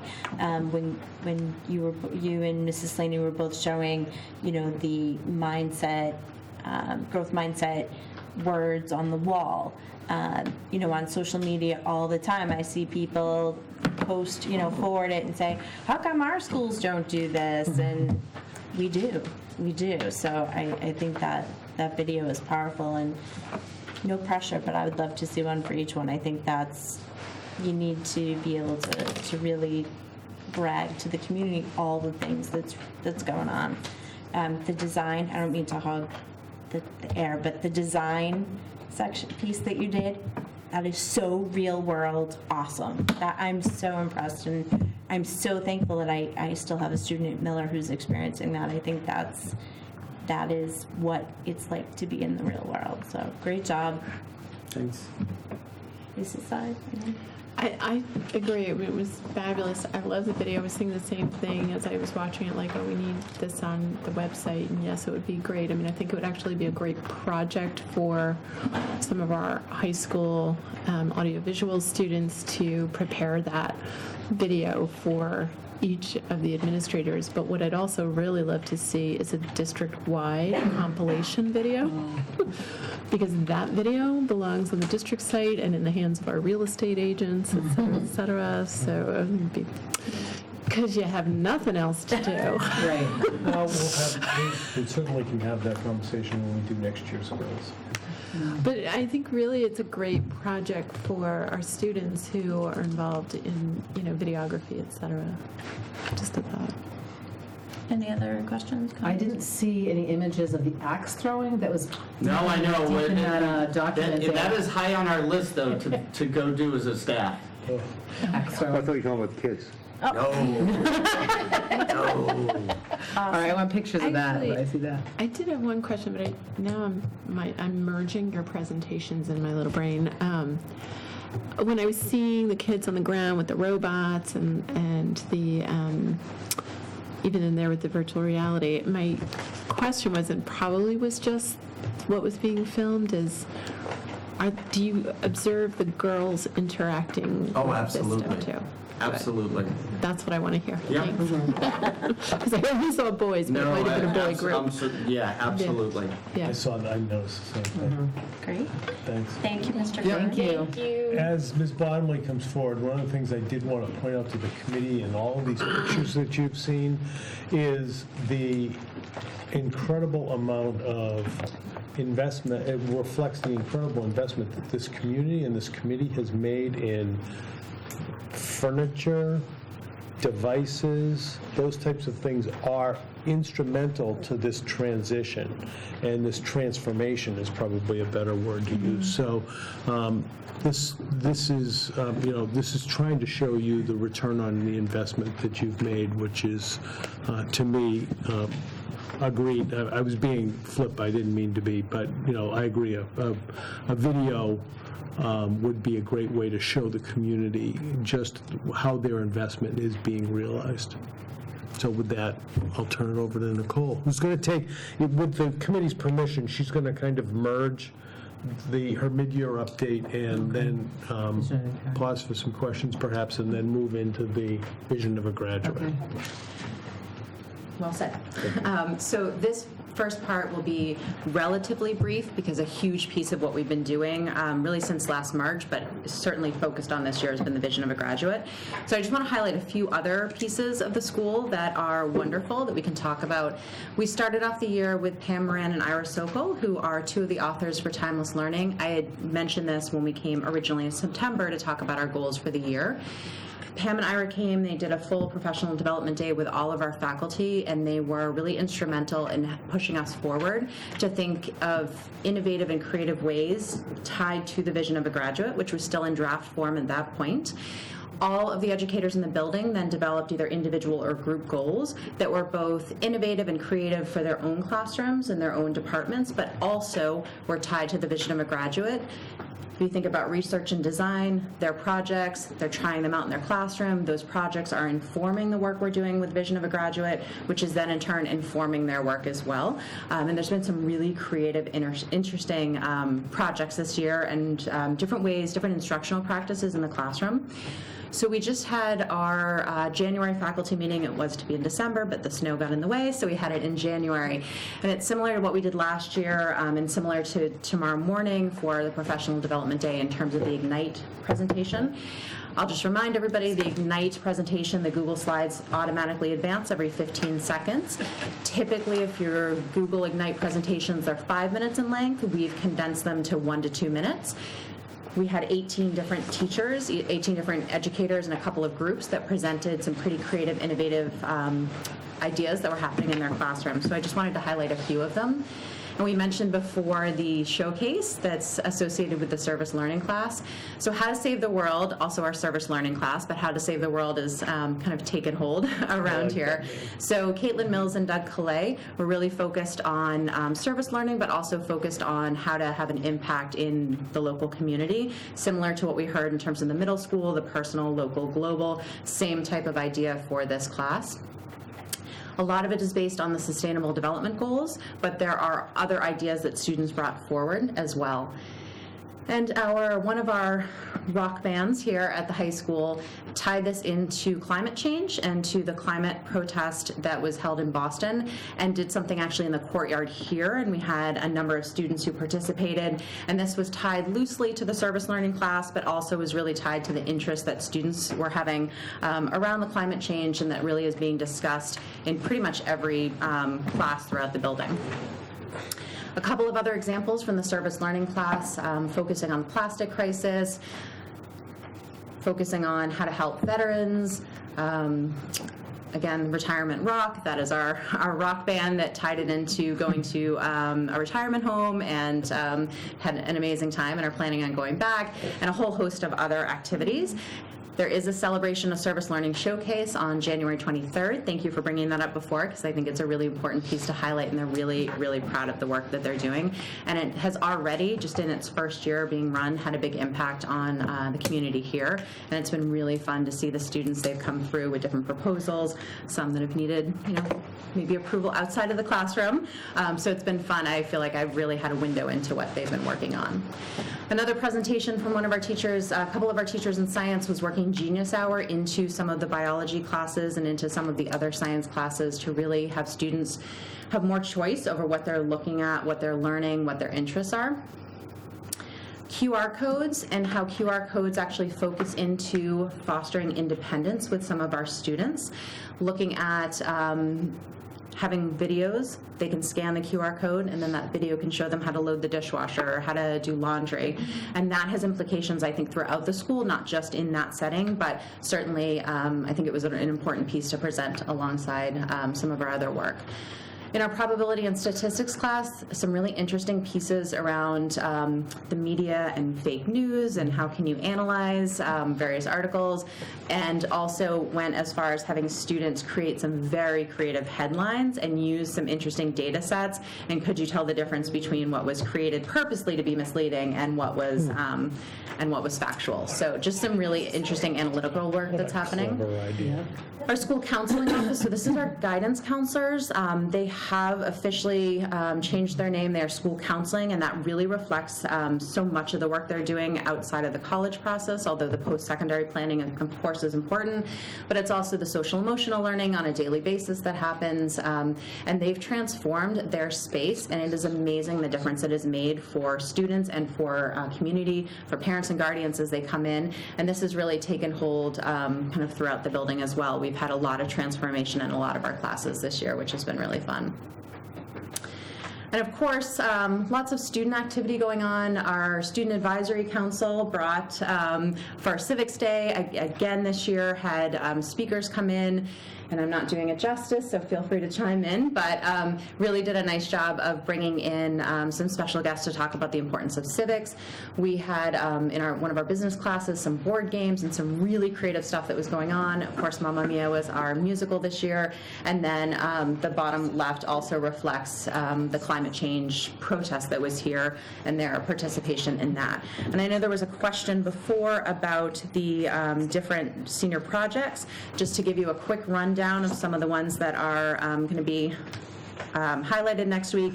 Giving back in the community, my collection of music, our minds, motivation, and personality, the Caterpillar Quest, which was art and mental health combined, the effects of therapy dogs, combining the worlds of horror films and claymations, linking profits and purpose, a collection of short stories, exploring the process of creating music and the effects, again, of therapy dogs. There's 2 different students that are working together on that, and that's just for this term. So, it's really fun to see what the students come up with as they go along throughout the year.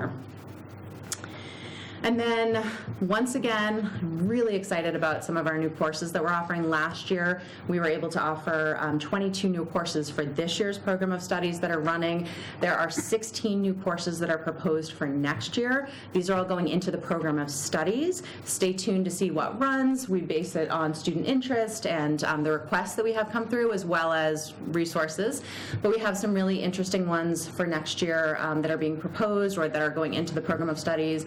Voices of Holliston, which is a continuation of our podcasting. It's kind of the next level of podcasting, and just limitless possibilities for that. A climate campaign class, true crime narratives, financial algebra 2. We have an AP computer science principles going in, as well as an AP music theory, elections and statistics specifically for next year to tie into elections, which I think will be just a really great opportunity for students. So again, lots of really interesting courses that are going into the program of studies for next year. And then we have a whole bunch of other things that are happening in the school as usual. Mindfulness has really taken hold for students and for faculty. We have a number of student groups that are working on mindfulness. We have one of our adjustment counselors who has been going into classes to do short lessons with students and with teachers, which then have been carried on. Mood check, I know that was discussed before. Our leadership team is reading the book Onward, which is cultivating resilience in educators, and it's written specifically for educators in each month. Actually, each chapter ties into a different month of the school year and really captures that rhythm of the school year that we all know very well from living in schools. The reorganization of our supports with our additional adjustment counselor and social worker and some of our different programs. Our Captain's Council has really had a resurgence this year. They have had some pretty amazing conversations, some ethical dilemmas they've been talking about in Captain's Council, and it's been really fascinating to watch that. And then an email just went out to junior parents and guardians this week about One Love, which is, and I believe that the email was shared as well, and that is really around domestic violence, but really focused on healthy relationships and how to develop those healthy relationships. And then I'm really excited to talk about the vision of a graduate, but I'm going to pause there. So if there's any questions about what I already presented, I'm happy to answer those. And then I have a team of amazing people, including 2 fantastic students who are going to help me present the vision of a graduate. So. Andy side, any questions? No, thank you. Lisa side, any questions or follow-up? I'm going to reserve them and follow up one-on-one after because I know you have more to do.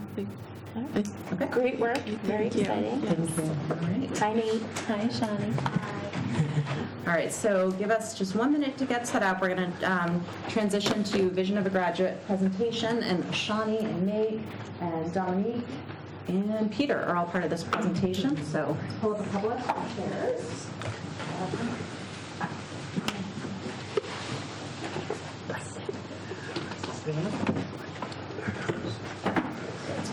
There, but this way is right over.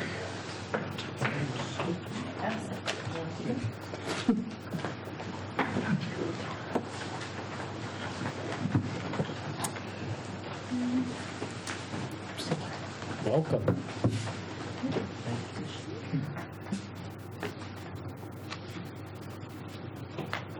This is a new environment.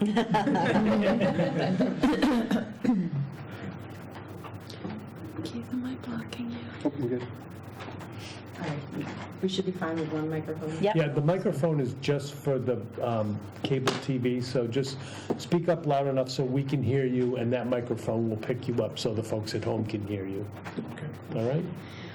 So before we get started, you all know who I am. I'm Nicole Bottomley. I'm the principal of the high school, but why don't we do brief introductions?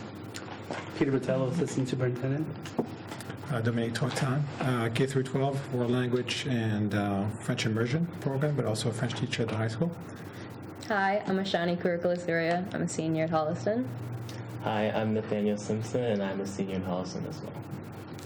So we have a number of students that are part of the Vision of a Graduate, but it is unbelievable to see the impact that the students have had in the group. So we'll get into the dynamics of the group, but we thought it was really important to have 2 of our students here to present tonight and to be able to answer any questions you may have, but also to be able to speak from their perspective as a student in Holliston High School. So last year, around this time last year, we wanted to form what we're calling the Future Ready Coalition. So a group of individuals who could come together and look at our vision of a graduate and also look at our graduation requirements, our handbook, our program of studies, everything through the lens of the vision of a graduate that we needed to create. We had a lot of interest in being part of the Future Ready Coalition, which I think was fantastic, and I think that really spoke to the support of the community, the interest in parents and guardians to be involved in the reimagining of Holliston High School and Holliston in general, and it was really nice to see so many people come together. We created the Future Ready Coalition, which is comprised of 31 team members. So we have students, educators from all departments within the school, parents and guardians, administrators, school committee, all part of this group. And we formed last March, was our first meeting. We've been meeting monthly for really kind of half a day each month, so a good chunk of time to have some pretty in-depth and engaged conversations about our vision of a graduate. When we started, our essential question, our focus was, what are our highest hopes for what we want our graduates to be able to do when they leave Holliston High School? That's morphed a little as we've moved along the way, but essentially, what are those skills and characteristics that we want all of our students to have when they leave here? Not that that is going to be fully formed or fully finished when students leave here at 18 for their post-secondary plans, but that those habits and dispositions, those traits are going to be pretty well established, and that those learning experiences are going to be very varied, authentic, and really engaging for students.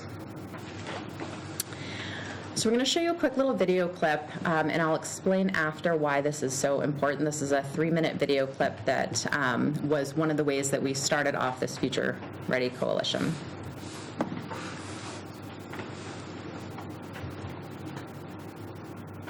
This is called How Do I Know? And a lot of times when people hear the phrase, how do I know, the next thing they say is what?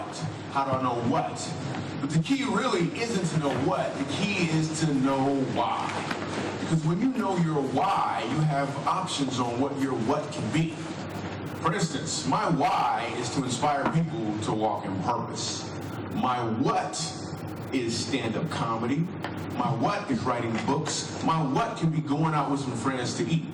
In fact, another what that has moved me towards my why is a web series that we have out now called Break Time.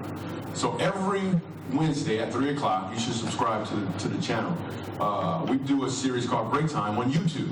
So 3 o'clock, we drop a new episode. One episode in particular, I'm about to show you a clip to. We were in Winston-Salem. So Break Time, this is how it works. I travel the country, I do stand-up comedy, probably an hour and a half at an event. And in the middle of my show, I'll just sit down and start talking to the audience. And funny just happens. Or I'll meet somebody who's really interesting. So I met this one guy, and he said that he teaches music at a school. I was like, all right, you teach music, you know, can you sing? And then I'm just gonna show you the clip. Check it. So you're a musical director? Yes, sir. All right, so let me get a couple bars of like Amazing Grace. Can you do the first part of that? Go ahead. Amazing Grace, how sweet the sound that saved a wretch like me. Wow. That bro could sing. You know what I'm saying? Now, what you give me the version is if your uncle just got out of jail, you got shot in the back when you was a kid. I'm just saying, let me see the hood version real quick, if you know which version I'm talking about. Just see if that exists. Let me see what you got.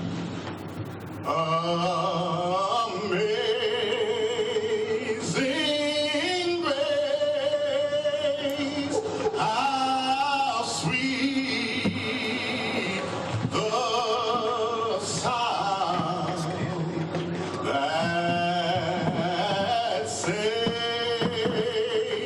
a wretch like me.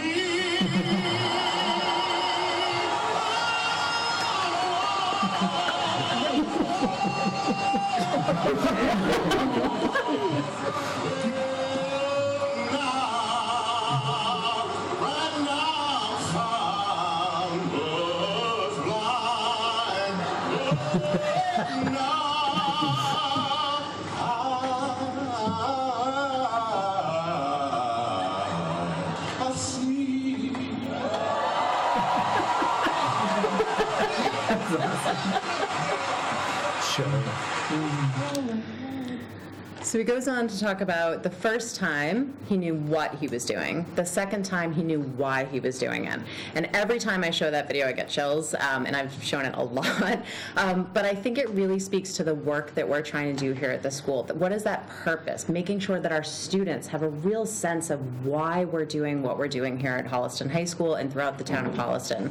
Understanding what the learning experiences are, but why those matter. How do those connect to real life? How do those connect to different departments? How does that connect to family life? And how is that going to connect to life after Holliston High School? So that why, that purpose for what we're doing. And we've talked about this with our faculty, that purpose for why our faculty are here as educators in the building. What is that role? What is the purpose that they serve here? And for students, wanting to make sure that when they come into this school every day or when they come into any of the schools in Holliston, that they feel a real sense of purpose for why they're here on a daily basis.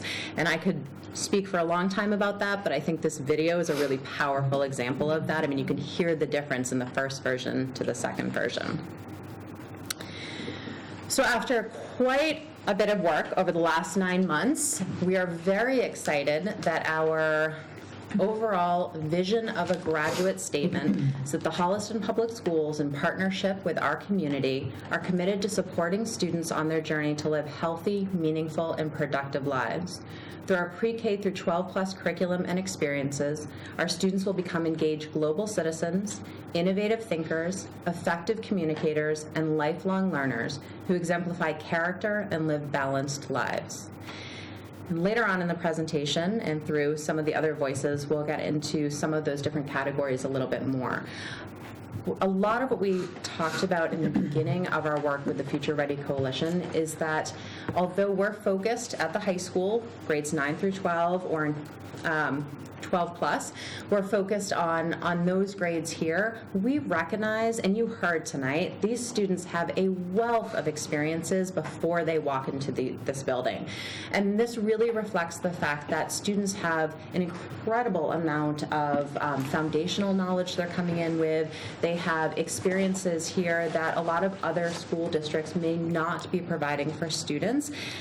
I love the innovation that I heard, and all of that is so critical to us being able to meet students where they're at when they come into this high school and then continue on with innovative practices and learning experiences for students. So I'm going to give you just a little sense of kind of overview of the journey, and then I'm going to turn it over to Ashani, who's going to speak more articulately than me and in a little bit more depth. Back in March, this group came together. The work has been chronicled on a website that Nicole and Tom Reeve created. The work was really primed by some of the conversations that were happening at the high school and throughout the district. The book studies around Most Likely to Succeed were really getting us to think about education and how it had to evolve throughout our nation and throughout our district. And so we kind of started with that. Nicole did a great job of videos and articles to really kind of get us thinking in a deep way about where we were and where we wanted to be. And we had lots of great discussions. Teachers were definitely, from the high school, were very much a part of those discussions and brought great insights. And students and the parent community members were incredibly insightful and provocative and brought a wealth of experience and ideas to the table. One of the things that we did were some interviews with parent guardians about themselves personally and their learning experiences, but also about their work as professionals and what they saw as the needs of the professions now and where they saw the needs of the professions evolving over the next 10, 15, 20 years. And those were very important to giving us a personal insight into work beyond school and helping us to inform along with the articles and videos that we were digging into. We also did some research around this vision of a graduate work is happening throughout the nation to really kind of force districts to think differently about what they really need in order to thrive in a complex and ever-changing world. And so we looked at some examples in order to kind of get us to thinking in a different way. And then there was feedback from high school. I've been to several of the high school faculty meetings, and they've been digging into this throughout the year.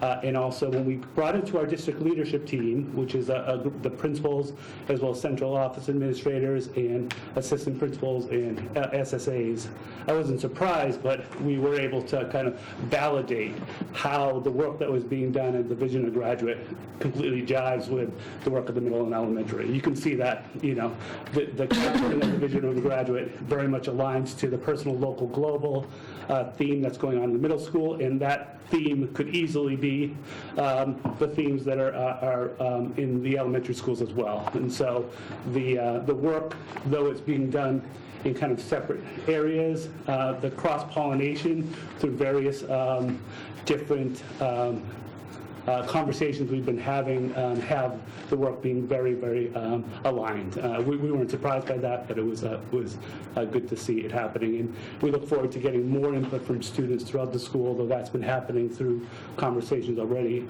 as we move forward.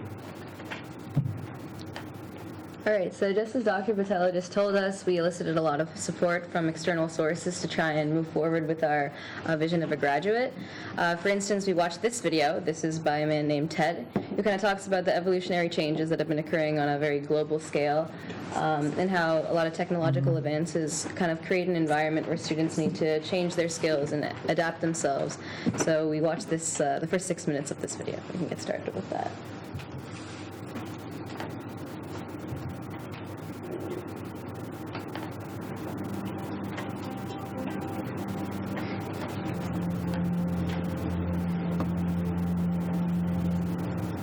I always like to start with a bit of an exercise for the audience. And I'm calculating here, we must have at least 1,000 years of math in this room.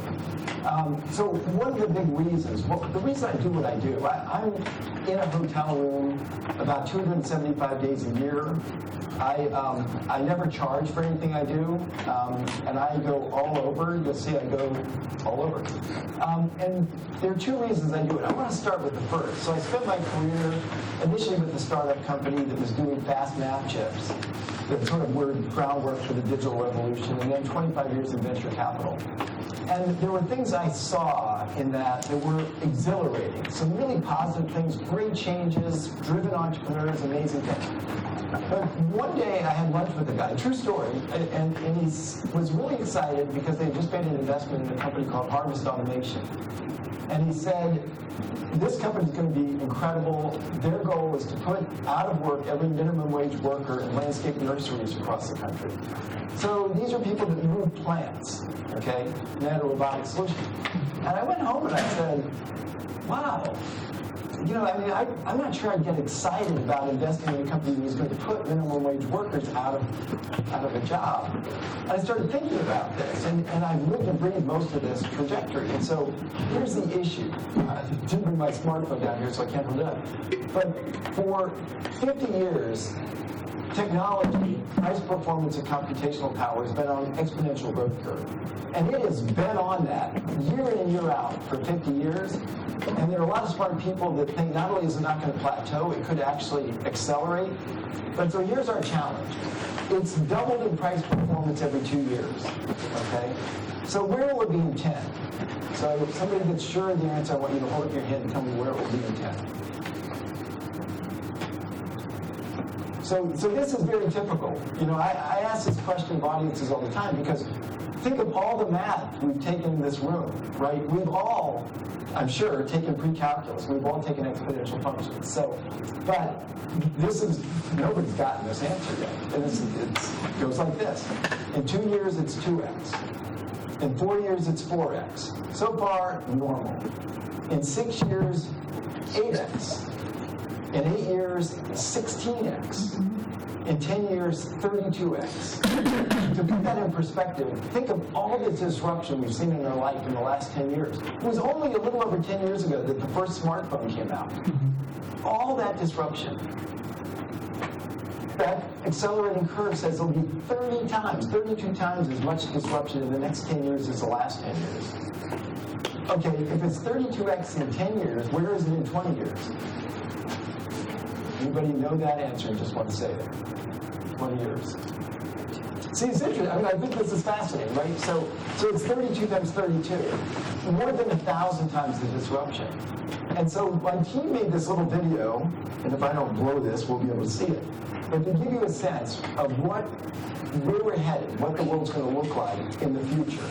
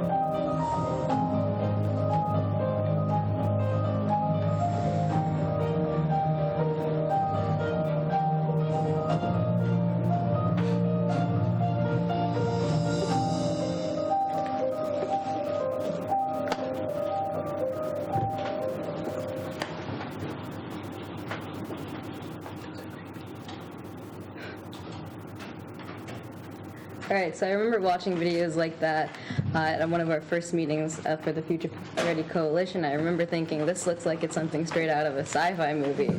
But in actuality, it's not. It's our reality. And a goal, again, to reiterate, our goal for the coalition is to create a vision for our students so they can live in an environment like that and be successful.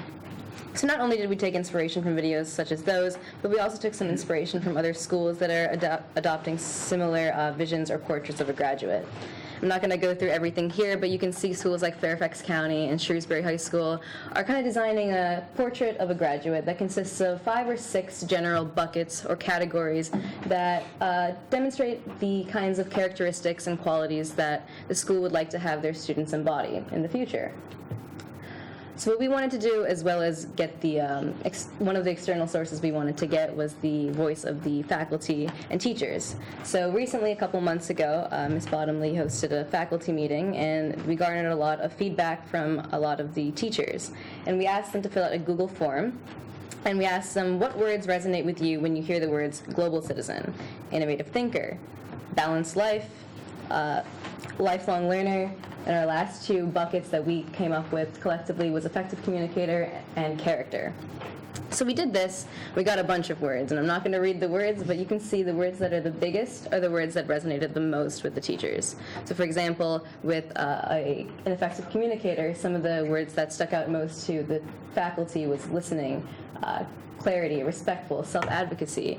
Again, on the previous slide, we saw global citizen. Some of the words that stuck out to the teachers most were cultural awareness, informed, compassion. So we took these words and, again, the inspiration that we took from videos that we just saw to create these statements for our buckets that is on the next slide. I won't go too much into detail because the next slides after this kind of go into detail for each bucket, but we came up with 6, again, buckets for what we want our students to be upon graduation, or kind of something that they strive to be as they go through high school and end through life. So once again, those things are being a global citizen, being an innovative thinker, a lifelong learner, effective communicator, while also having a strong sense of character, while also maintaining a balanced life.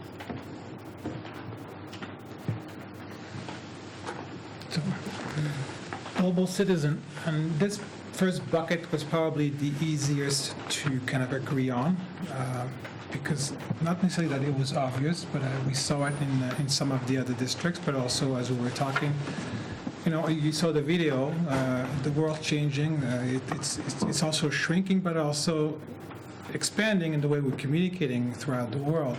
So this notion of global citizenship, the global citizen is kind of a crucial one, because how do we prepare our students to be able to embark on this journey in this new world? And so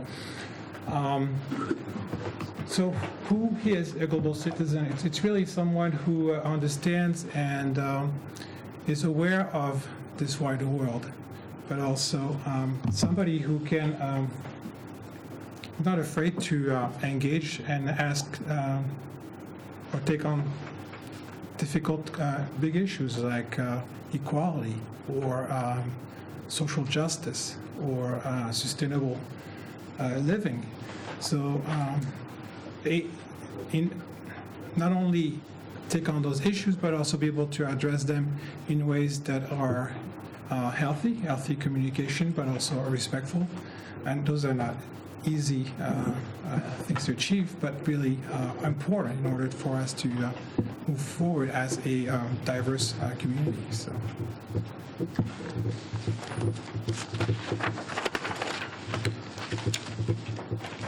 So innovative thinker.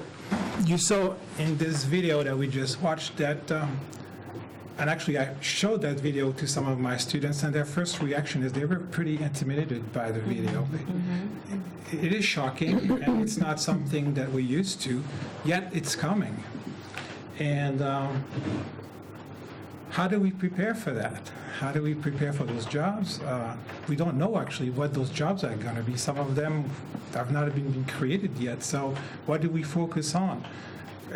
Really, the best is to actually look at what kind of competencies and skills are going to be needed to be able to be part and function in this evolving and changing economy. So those are the different aspects that you can see right here.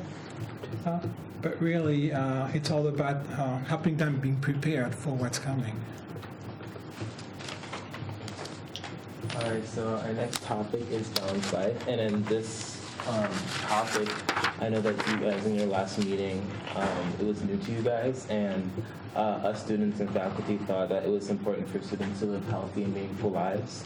As hard as it is for a child to start thinking for their future, we wanted this topic mainly for the students because at this stage, when they reach high school, they have to make wise decisions and utilize their skills in a responsible manner. And then in the balance portion of the topic, we wanted to focus on their physical and emotional well-being, making sure that they are personally healthy, confident in their interests and skills, and self-aware of their needs. And also, with being balanced, we also want to focus on taking care of their priorities as well as engaging in activities that's also enjoyable for them. And then lifelong learners. So the reason why we came up with this topic was because after high school and after college and also even going to the job and even after that, we will be learning whether it's from the past, present, or future. And since everyone has the ability to learn, we want to emphasize what kind of attitude they should incorporate so that it's meaningful and beneficial even though they might not be interested in that kind of subject. So as you can see in the overall sentence, our word choices were curious, because the more you know, the better. Reflective, so that you may reflect upon the information given, whether it's personally or globally, and then respond whether it's through words or action. So this goes beyond our education system, so that when real-life challenges occurs, they may overcome them with resiliency and perseverance. And then we also have characters. Now this topic, as you skim through it, it may seem similar to the balanced life, but instead of knowing their physical and emotional state of mind, we want to focus on how students act, rather specific qualities that we want them to have as they leave the school when interacting with others.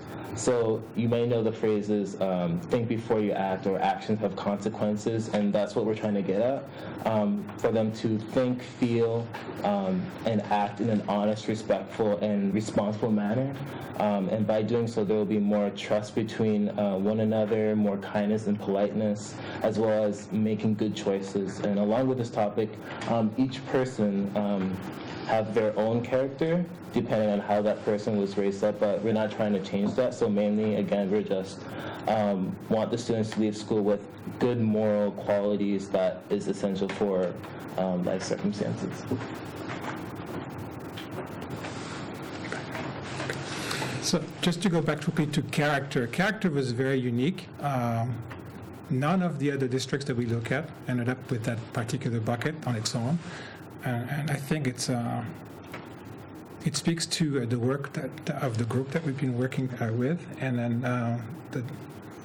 the passion that they had and the desire to try to really come up with a product that actually was useful and could be put into action, by our community, by our staff and for the students. So. And there was a lot of conversation around actually that term itself.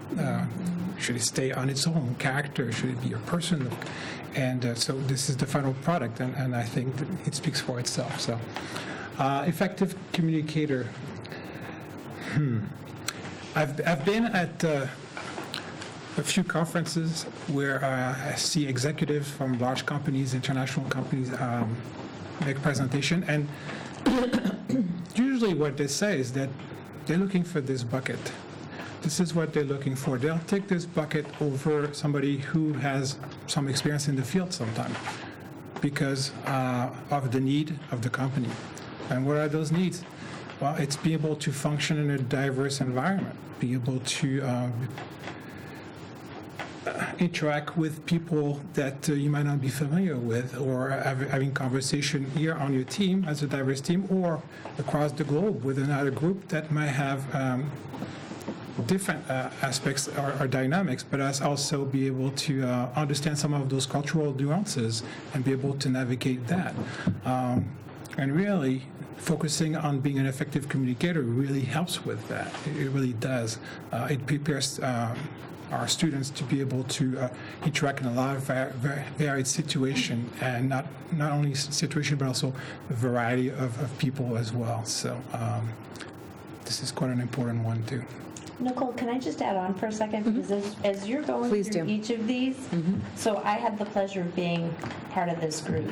And I said to Nicole at our last meeting, I said, I was a psych major, and my area of focus was on sort of group dynamics and organizational psych. This would be such a cool organizational psych project to witness this process. But as you're going through each bucket, the group really embodies each of these buckets.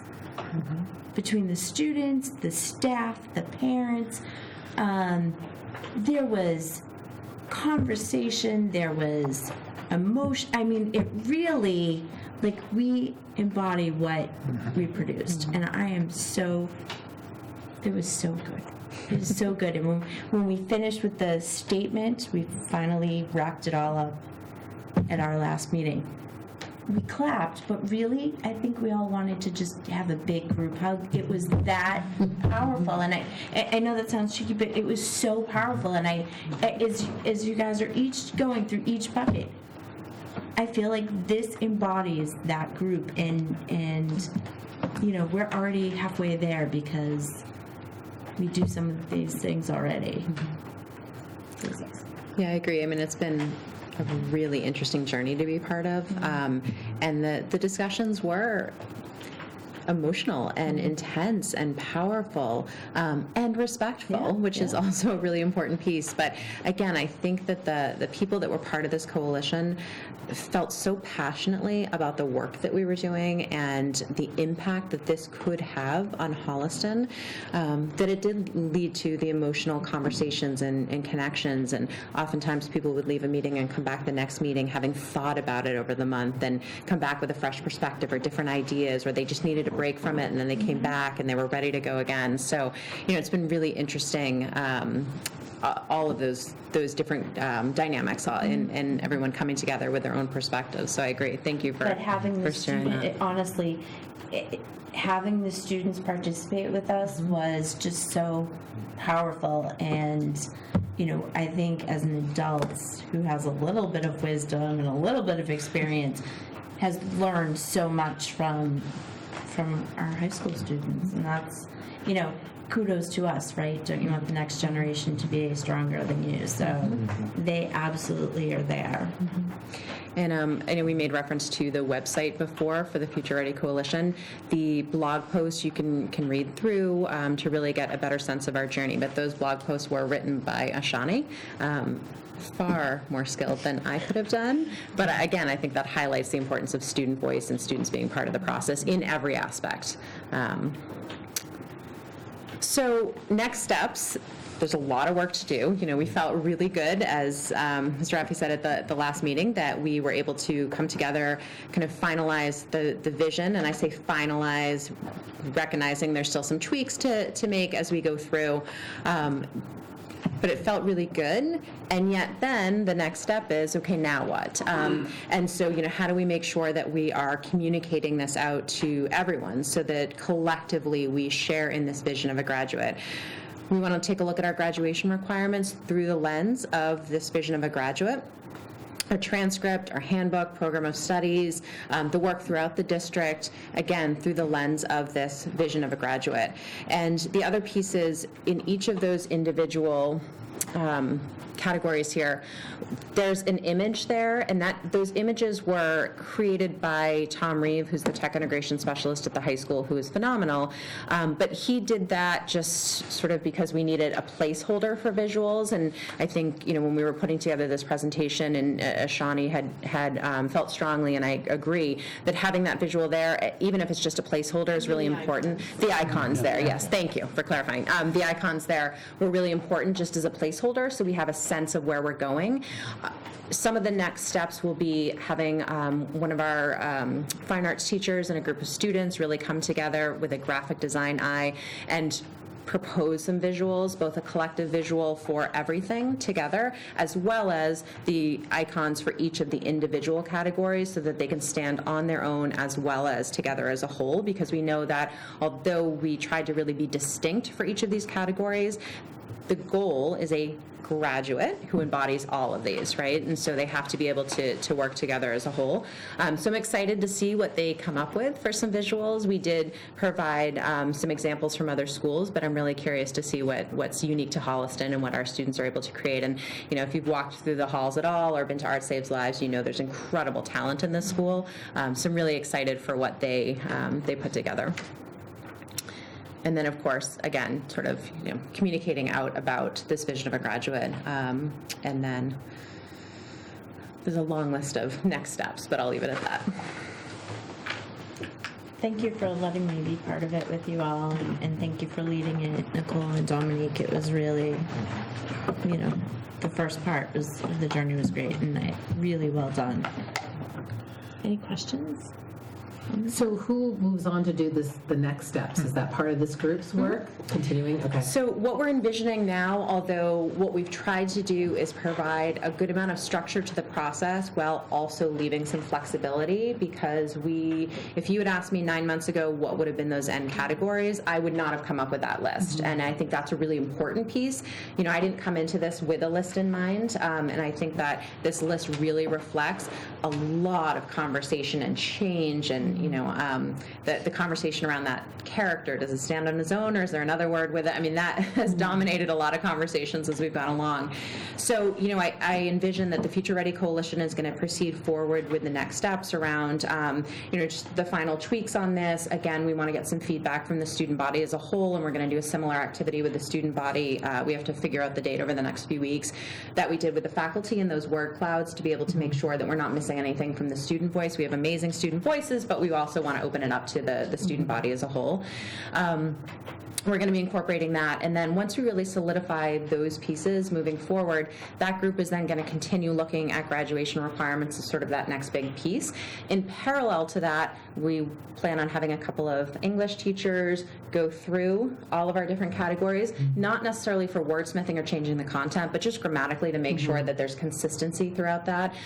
You're immersed in it for so long, you develop blind spots and you don't pick up on things. And so there's actually already been a couple of tweaks as we're going through this now that I could see that I didn't see before. So, I think we'll have a couple of English teachers that are working through that. We'll have the group that's working on the visuals kind of in parallel, and then our group is going to move forward around the graduation requirements. I imagine that the graduation requirement piece of it is going to look a little different than what the journey has been so far, and I think that even more so, we're really going to need to do some research on other possibilities that exist. I think that if a school organized in the way that our school is organized is all you've known, sometimes it's hard to imagine lots of different possibilities. And that's not to say that there isn't phenomenal work happening in this building. We're not looking to get rid of everything that is working really well, but we do want to explore different pathways, different ways to organize schools, different ways to free up a little bit more space for students so that if there's something that they are passionate about, they really can immerse themselves in it while still building the foundational knowledge across the board. So I imagine that we'll be doing some field trips to other schools. We'll be looking at just how different places are organized. We are going to look at a school in Cambridge in the next week or two that has a very unique organization. It's a smaller school, but they take in some architectural design elements to it in the sense that the co-creators were architects, and they have a studio model where it's almost like project-based learning, but for 3 weeks, and then you finish that that project and you move on to the next studio. And not to say that that is what we're bringing here, but just taking inspiration from different ideas and really bringing those into it. So we also, as I mentioned, the visuals, we have a few parents or guardians in the group that are incredibly talented and work in marketing and work in video production. And so we've been having those conversations around having a video to really not only chart our journey, but then to be able to speak for this as well. In a perfect world, we would be able to press play on that video right now, but we're really excited we got here. So, That's a lot. Any other questions, Eloise? Gosh, I am truly impressed, and I think after 9 years of me, I don't always throw out compliments just to throw them out. I have to say, I think you've done a stunning job. I think the students have been so articulate in how they presented. Mr. Tolten, thank you for your contributions, and especially bringing a particularly global perspective to the table, I imagine. I don't think it's possible to imagine another category. I think you hit the right ones on the head. I really, really do. And I'm so glad that character made it in there. Every year when we go to the National Honor Society presentation of all the pillars, that's my pillar. I love that pillar. And of course, I remember Madame Kakavali's last speech about all of that, and I think she captured it quite eloquently, so that was beautiful, and I'm glad that's in there. And I have to say, for me, this is such an interesting juncture, and I just want to share this because I'm about to graduate my last child, which I can't say that without a little bit of emotion. But the journey that has taken me through over the last, 16, 19 years is pretty stunning. And when you think about the pace and rate of innovation, and I've worked in technology, and I've worked in some, bleeding edge technology as it emerged, and watched the pace of that innovation happen so quickly. And I've seen that change in the educational system as well, and what my oldest experienced versus what my youngest is experiencing. And I'm so jealous that Mary's graduating and that Ashani's graduating and you're graduating, and this will not be in place. And that isn't to say that they haven't had a fantastic experience. As you heard me read about the Stebbins girls, they have been well served by Holliston. But as we have toured universities of all different kinds, right? And I think everyone knows, I think I'm up to too many. maybe 45 info sessions over the three girls, because they all looked at different things. The thing that has been most stunning on the series of tours that I have taken Mary to versus what Haley saw and 3 years prior Virginia is the shift toward multidisciplinary learning and research. Without exception, from institution to institution, and some are more ahead than others, that shift is phenomenal and palpable. And it's because the world is changing so quickly. It's because the world that you're going to live in postgraduate isn't the world we're in today. And you can't get there without skills that allow you to think horizontally across disciplines. I do believe you're all going to need to be far more technically savvy than anybody in this room, which is why I'm deeply passionate about the need for technical education and computer science. But that's not so you can all become programmers. It's because you're going to need to think about how you solve global water shortages and how you make food production more sustainable. The only thing in that video that still had a job was the cow. There's no people in the there's no people in the video. That was what I was struck by. There was no people in the video. And actually, so just forgive me to digress for a moment. So, when I'm on the treadmill or sitting in a hospital over the last 6 months, I've been watching this series, The Expanse, on Prime Video. It's a sci-fi video, and who knew that I'd get into that, but there I am. and it takes place hundreds of years from now, and they're colonizing planets and all this. But there's a moment where the UN talks about how the employment rate on Earth, or the unemployment rate, is like 75%. Nobody has jobs. They're all on subsistence because everything's been replaced, right? And it was sort of, it was just a moment that caused me to pause for a moment. Of course, that's not where we want to go. But the thing they can't replace is strategic thinkers, global thinkers. They can't replace communicators. Those are the skills that are going to keep you sustained, happy, employed. So I think you guys have done an amazing job, and I would encourage you, as you think toward that next step of graduation requirements, there are a few schools in particular I would encourage you to look to, because that's like, it's kind of where you're, for those who are pursuing a college track, and I understand that's not all of our students, but they have some models. So in addition to looking at schools, like what you're about to go see, there are some very interesting models and some facilities that are emerging. So that was going to be my next point, is that as you contemplate this next step, I think it's essential for us to understand what the impact of this will be on the physical space. Because this space isn't designed to quite get us there. It just isn't. At Boston College, they're about to open in the fall of 2021 something called the Schiller Institute for Discovery and Innovation, if I got that right. And really, this building is completely modern and designed to transform the way they're doing, the way they're educating, the way they're learning. We saw that at Santa Clara and a number of other universities as well. Like, just the facility reflection of this strategy is completely different than what we've got. And the kids who are in kindergarten today need to emerge into that. So, sorry, that was me on a soapbox for a moment, but that would be my specific request as you to keep mapping it, because we're still hoping that SOI goes through and that we will be able to make a real difference in this community for our students through the physical space as well. So, thank you. Any other questions or anything?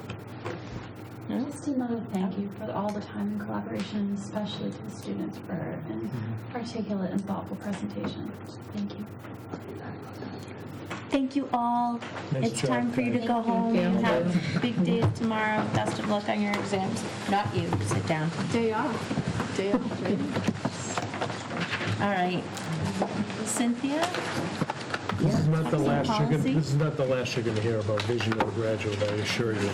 Good night, ladies. Good night. Thanks for staying. Okay. Nice job.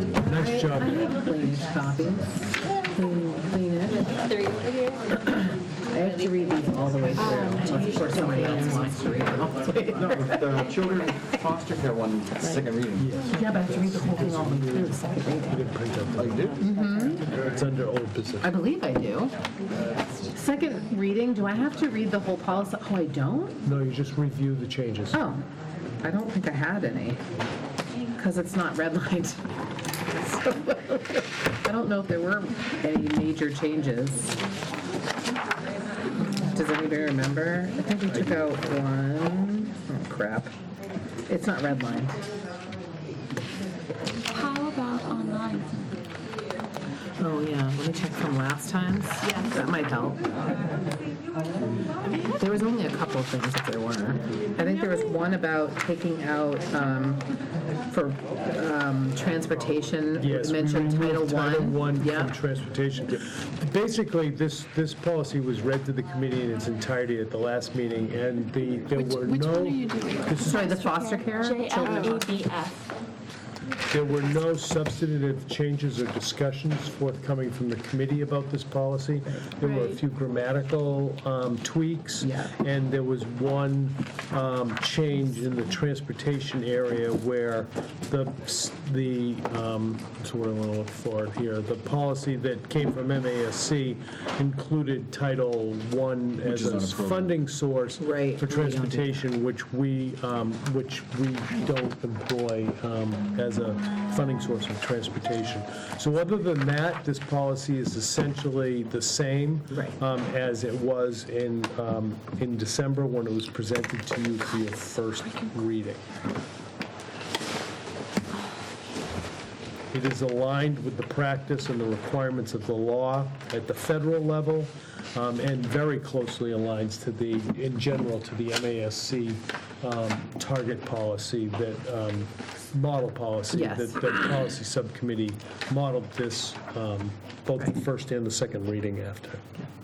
And we did this in concert with Meg Camiri as well as our expert who went through the audit, did the ESE audit. So any questions on this policy? So first, do we want to vote on waiving the third reading so that we can approve this and implement it so that Meg can check it off with? Yes, check it off her list. Yeah, so the recommendation of the policy subcommittee is to request that the committee waive the third reading, which is permitted by your policy adoption policy, and to adopt policy JFABF as presented. Motion? Motion by Ann Louise. Second by Dawn Dvorsky. So moved by Ann Louise, seconded by Dawn. I almost switched that up. All in favor? Great, thank you. I did think I was going to have to read the thing all over again. You have to read the next one. I do have to read the next one, though. Okay, so I'm sorry, I meant to include a, memo to you all about this next policy, which is policy JFABE. It is educational opportunities for military children. After they went through their tier 3 supports audit. Tier focus model. Tier focus model, sorry, audit. We did not have this policy, and it was suggested as part of best practices that we do have a policy in place in the district. Not that we're not following the guidelines of the law, but that we need to have a policy that reflects our, codifies our practice. So this policy that I will have to read in its entirety because it's our first draft, is largely the MASC guidance policy with a couple of minor tweaks. If other districts who have this policy also have used basically verbatim the MASC's guidance policy with very little change, if any. So that's what I have for you guys today as a draft. And obviously, after I read the whole thing, then you can go over and ask if you had any questions or suggestions after that. So without further ado, the Holliston Public Schools, HPS, and the school committee believe it is appropriate to remove barriers to educational success imposed on children of military families because of their parents' frequent moves and deployment. In an effort to facilitate the placement, enrollment, graduation, data collection, and provision of special services for students transferring into or out of HPS because of their parents being on active duty in the U.S. Armed Services, HPS supports and will implement its responsibilities as outlined in the Interstate Compact on Educational Opportunity for Military Children, also known as the Compact. Definitions. Children of military families means school-aged children enrolled in preschool through receipt of a high school diploma, certificate of attainment, or certificate of completion in the household of an active duty member of the Uniformed Service of the United States, including members of the National Guard and Reserve serving on active duty. This includes children of veterans up to 1 year from discharge or death. Deployment means the period 1 month before the service member's departure from their home station on military orders through 6 months after return to their home station. Educational records means official records, files, and data directly related to a student and maintained by the school, including, but not limited to, records encompassing all the material kept in the student's cumulative folder. The requirements applicable to eligible students which must be fulfilled are listed below. Eligible students are those who are children of active duty personnel or veterans who have been severely injured and medically discharged, and active duty personnel who die on active duty within 1 year of service. Students are not eligible for the provisions of the compact if they are children of inactive Guard or Reserves, retired personnel, veterans not included in above, or U.S. Department of Defense personnel and other federal civil service employees and contract employees. HPS's responsibilities to eligible children include the following. Sending schools must send either official or unofficial records with the moving students, and district receiving schools must use those records for immediate enrollment and educational placement. Simultaneously, the receiving school must request official records, and the sending school shall respond within 10 days with the records. Immunization requirements of HPS may be met within 30 days from the date of enrollment or be in progress. Receiving schools must initially honor placement of students in all courses from the sending school. These include, but are not limited to, honors, international baccalaureate, advanced placement, vocational technical, and career pathway courses, if those courses are offered in the receiving school and space is available. The receiving schools must also initially honor placement of like programs to those of the student in the sending state, including, but not limited to, gifted and talented programs, and English as a second language programs. Receiving schools are not precluded from performing subsequent evaluation to ensure the appropriate placement and continued enrollment of the student in courses and programs. In compliance with federal law, special education students must be placed by the existing IEP with reasonable accommodations in the receiving school. HPS will exercise as deemed appropriate the right to waive prerequisites for all courses and programs, while also maintaining its right to reevaluate the student to ensure continued enrollment as deemed appropriate. Students of active duty personnel shall have additional excused absences at the discretion of HPS for visitations relative to leave or deployment. An eligible student living with a non-custodial parent or other person standing in loco parentis shall be permitted to attend the school in which he or she was enrolled while living without the custodial parent, without any tuition fee imposed. HPS high school, will accept exit or end-of-year exams required from the sending state, national norm reference tests, or alternate testing instead of testing requirements for graduation in the district receiving state. If this is not possible, the alternative provision of the interstate compact shall be followed in order to facilitate the on-time graduation of the student. HPS will facilitate the opportunity for transitioning military children's inclusion in extracurricular activities, regardless of application deadlines, to the extent that children are otherwise qualified. And that's the end of the reading. Well done reading. That's a lot. Any questions? The one I have is the one you stumbled over. Is that, I did. Is that the wording that we have specifically for that? Or do I you think wanna- it says the district high school, and I just stumbled over HPS high school, but I don't know if I need to say high school entrance exams. I'll have to check that, Okay. like whether it matters. I don't Like, I don't know if it think it necessarily changes matters the whether it's high meanings school. No, but it's, specifically, but I don't know if it probably needs to say high school or just HPS, so let me just check that. It should probably say Holliston High School, because it's specific to high school. Yeah, I guess that was what I was curious about. Yeah, probably HHS. Okay, I'll double check that. And then the question I had related to it was down at the bottom, Mm-hmm. related to eligible student living a non-custodial parent. So in other words, if my parents are deployed and I need to go live with my aunt and uncle in another town, I can still attend Holliston Right, High School. Okay, exactly. perfect. I understand. That's what I thought I meant. I also didn't know whether we were supposed to pull out, well, I don't know if it matters, but we don't have an international baccalaureate. I remember we had this discussion about this, whether we needed to include certain things, or it was just a blanket statement about all of those. We don't have it currently, so doesn't mean we won't at some point. So that was, you're talking about the fourth bullet on the Yeah, I'm talking about the fourth bullet on the first page. So that was the thing that raised a question for me.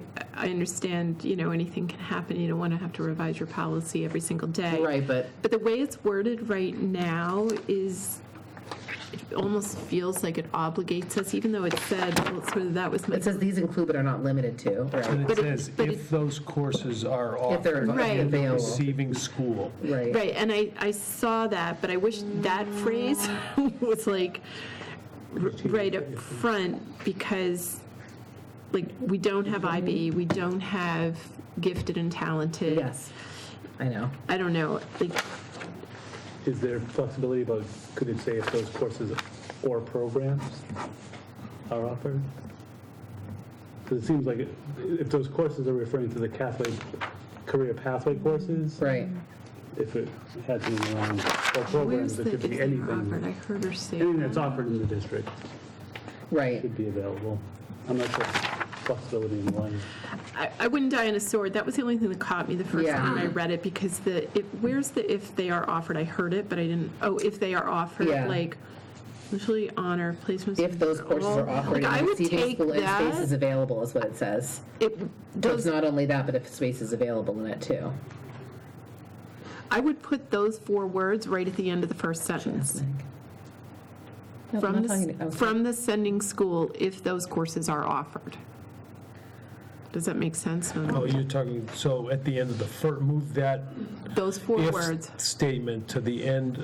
of the very first sentence. So receiving schools must initially honor placement of students in all courses from the sending school if those courses are offered in the receiving school and space is available. Okay. Period. These include but are not limited to honors, IB, AP, Voc Tech, and career I pathway. get that it's a long sentence, or maybe there's a way it's to two but I would put it right up front, because then you have this laundry list of things that we don't offer. I know, well, that's the thing. So we were torn about that because it's like we don't have a gifted and talented program either. And Yeah, so you know, look, but we do it's have- technically accurate, but it's just, it would, I think, read more clear. It wasn't supposed to be especially exhaustive, but because it falls on the next page. I know. So, yeah. Any other questions? My only other. It'll come back to you. My only other, I should have picked this up at the policy subcommittee meeting, because of the 4th to last bullet on the second page about additional excused absences, we should probably cross-reference policy JH, which is school absences and dropout prevention. Because that actually, that's right, in a way modifies that policy. Okay, that's good. So we should, and We'll add that. We'll need to cross-reference that. Yep. Or make that change in that policy. That might be even better.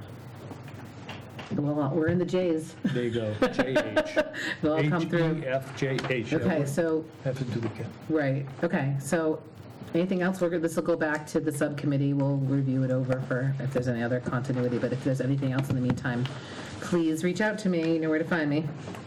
Cynthia, do you have the date of our next meeting? It is the 28th, which is, hold on a second. Tuesday? It is a Tuesday, the 28th at 8:30 in the morning in central office. Thank you. To bring my cat in for an echo party with them that day. All right. Right. Do I have anything else? Nope. Thank you. Thank you for your attention. Thank you for this. Brad, do you have an update for us on anything related to school start time? So I wanted to, at the request of the chair, she's asked that we place under old business an open agenda item, school start times implementation update for each meeting for the remainder of the year, so that there's an opportunity for me to report out current activity in the area of implementation, and an opportunity for the committee to ask questions and to seek some clarification. In terms of my first update to the committee, I wanted to share with you that we have, we also are going to be devoting a specific time set aside in each of our administrative council meetings to review, for principals to report back to the group about their work so we can all stay on the same page. I've created a preliminary and draft project plan for the implementation in order to highlight some of the major work we have ahead of us, and to provide some sub-activities that we're still working on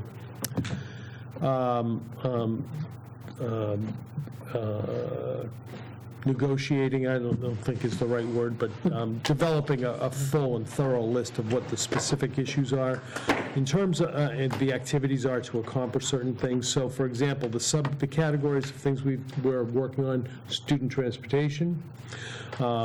That is going to include the external review of bus route efficiencies, reviewing our recommended adjustments, and any recommended adjustments, and seeing if they needed to be tested against actual conditions, developing a bus route, and et cetera. We're also looking at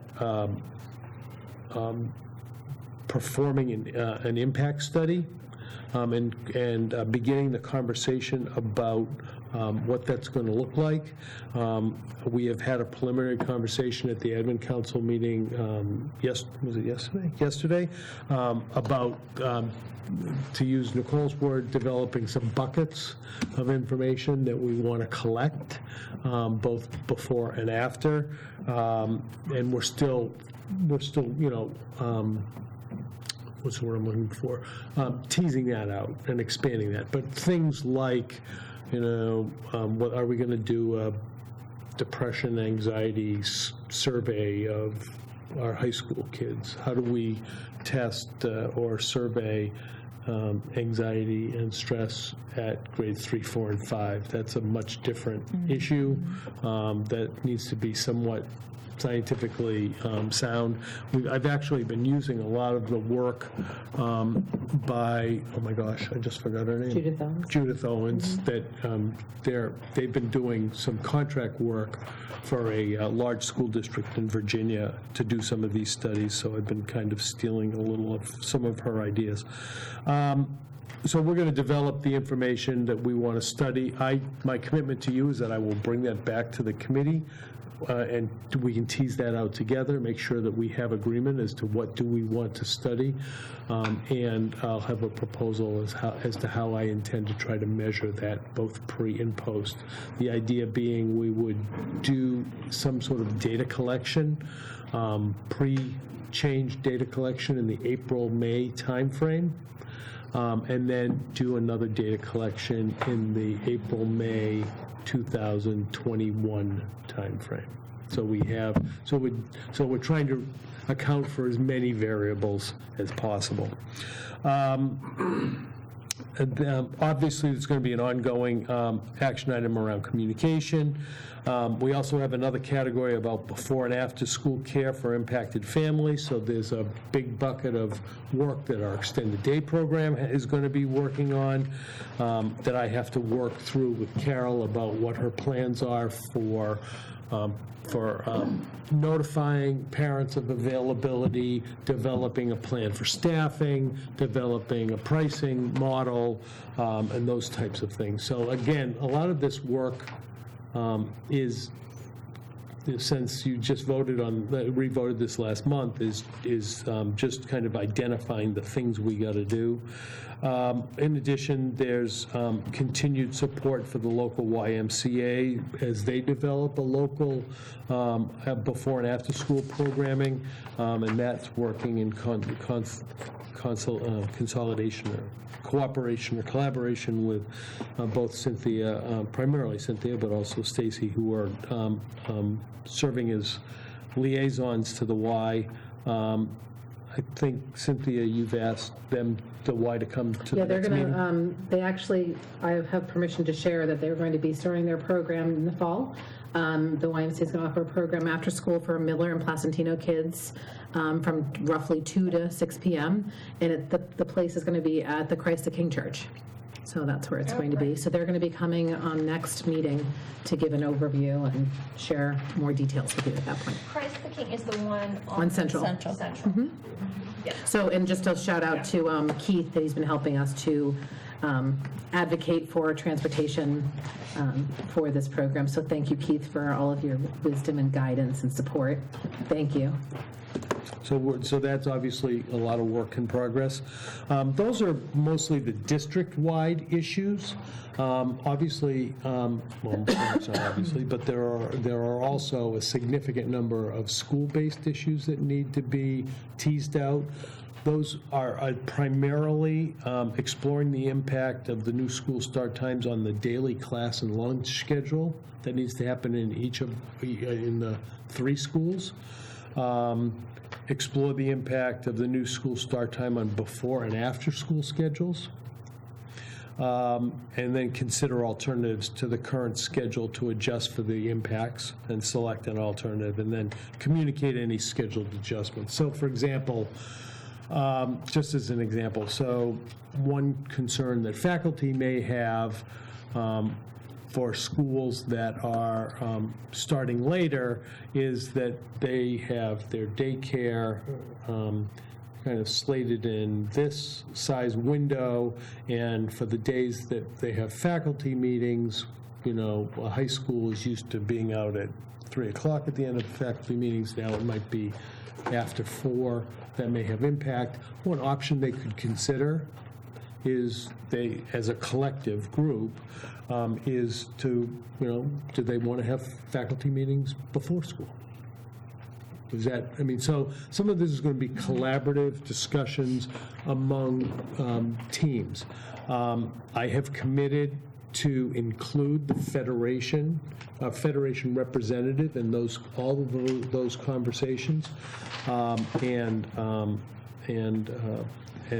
will intend to honor that commitment. So that work is ongoing, and then there's also a couple of specific implementation details that need to be worked out in Miller and Placentino as a whole. One is the specialist workday and their schedule, and how do we work that out? So that's going to be done collectively. So that's kind of a 2-school issue.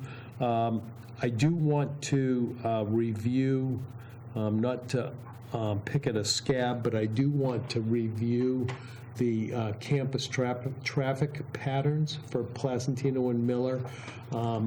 One of the nuances of this new school start time, for example, is that, and Keith brought this up at lunch the other day, and it never occurred to me, we have always had staggered arrivals of buses at Miller and Placentino. A couple come in, then a couple more come in, then a couple more come in, then a couple more come in, then a couple more come in, and then 12 are in and out. When Miller's now it's going to be first, maybe not arrival in the morning, but at dismissal in the afternoon, all 12 buses are going to be there at once. So we have to make sure we have space for them. Say they want fed. So those type of nuances that, we are going to have a series, many oh heck moments where we say, geez, hadn't thought of that. We're going to have to work that out. So I wanted to share this with you in a general form. That my intention is to kind of fill this out, develop some details about who the responsible party is, who's also the involved party, and then some timelines as well. We hope to get this done by February, this accomplished by March, etc. So obviously this is a work in progress.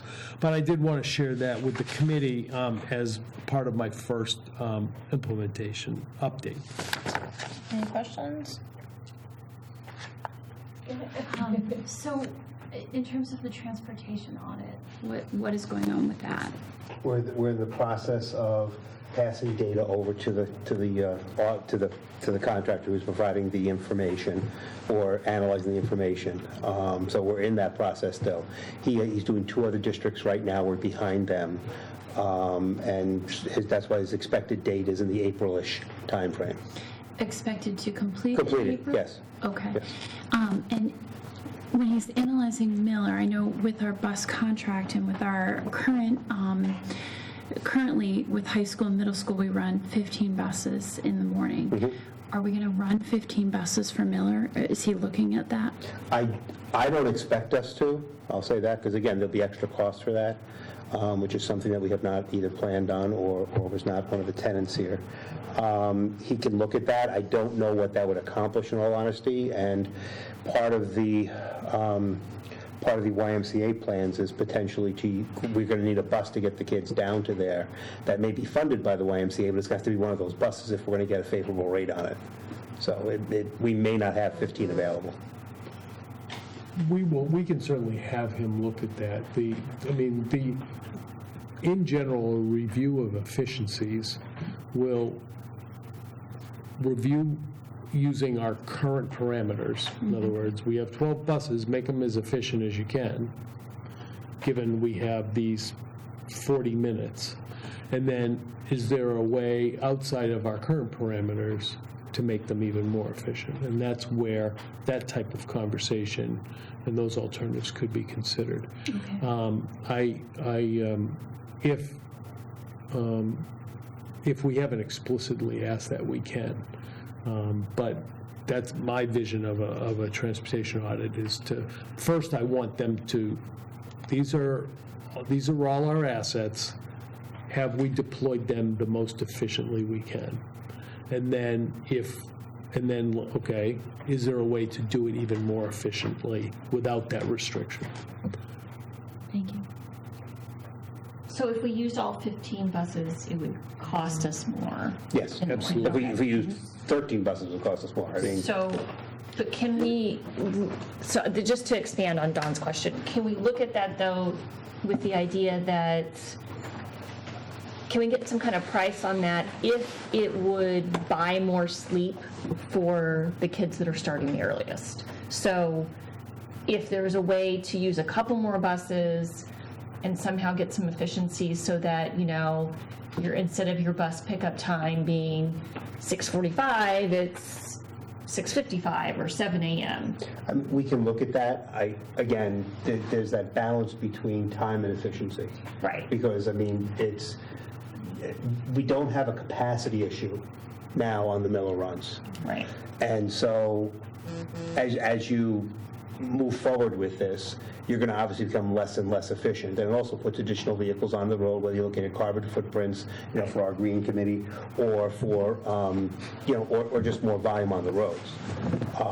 Again, he's going to look at all those sorts of things. He'll be, at some points during the day, he will potentially be on campus watching them come in and go out. He may be out following a route. He may just be driving around town. There's all sorts of pieces that he does with this to determine, because again, I think what Lisa's asking for, though, is for us to seek information from our vendor as to what an additional run, using more buses on the Miller run, would cost per bus. Well, we do have pricing for our 3 runs, which is probably going to be in that range. I did have preliminary discussions on what it would be if we had a second run, which we have not bid out or done with that. So I do have pricing the maximum he could charge us, which would be the same as a 3-bus run.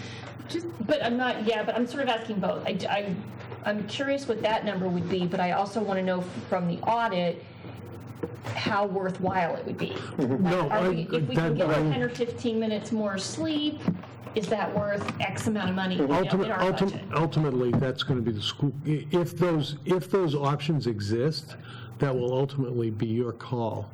Yeah, I just want to have all the information going into budget season.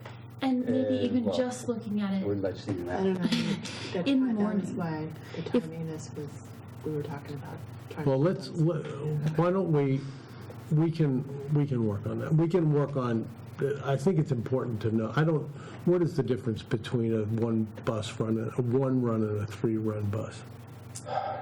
Do you remember? So whatever. It's more, I think it's more than 9, less than 11,000. So $10,000 for 3 buses is $30,000. So to go from 12 buses to 15 buses from Miller would cost no more than $30,000. Okay, so that's something I'm trying to clarify, because we sort of have homes locked out for 15 buses, whether we're using 15 or not. And I appreciate that if we're using 12, just gas and labor on the 13th bus costs something, but it's at the margin. It's not. Anyways, these are just estimates right now. Right. So you're saying $10,000 a bus. Is that what you're saying?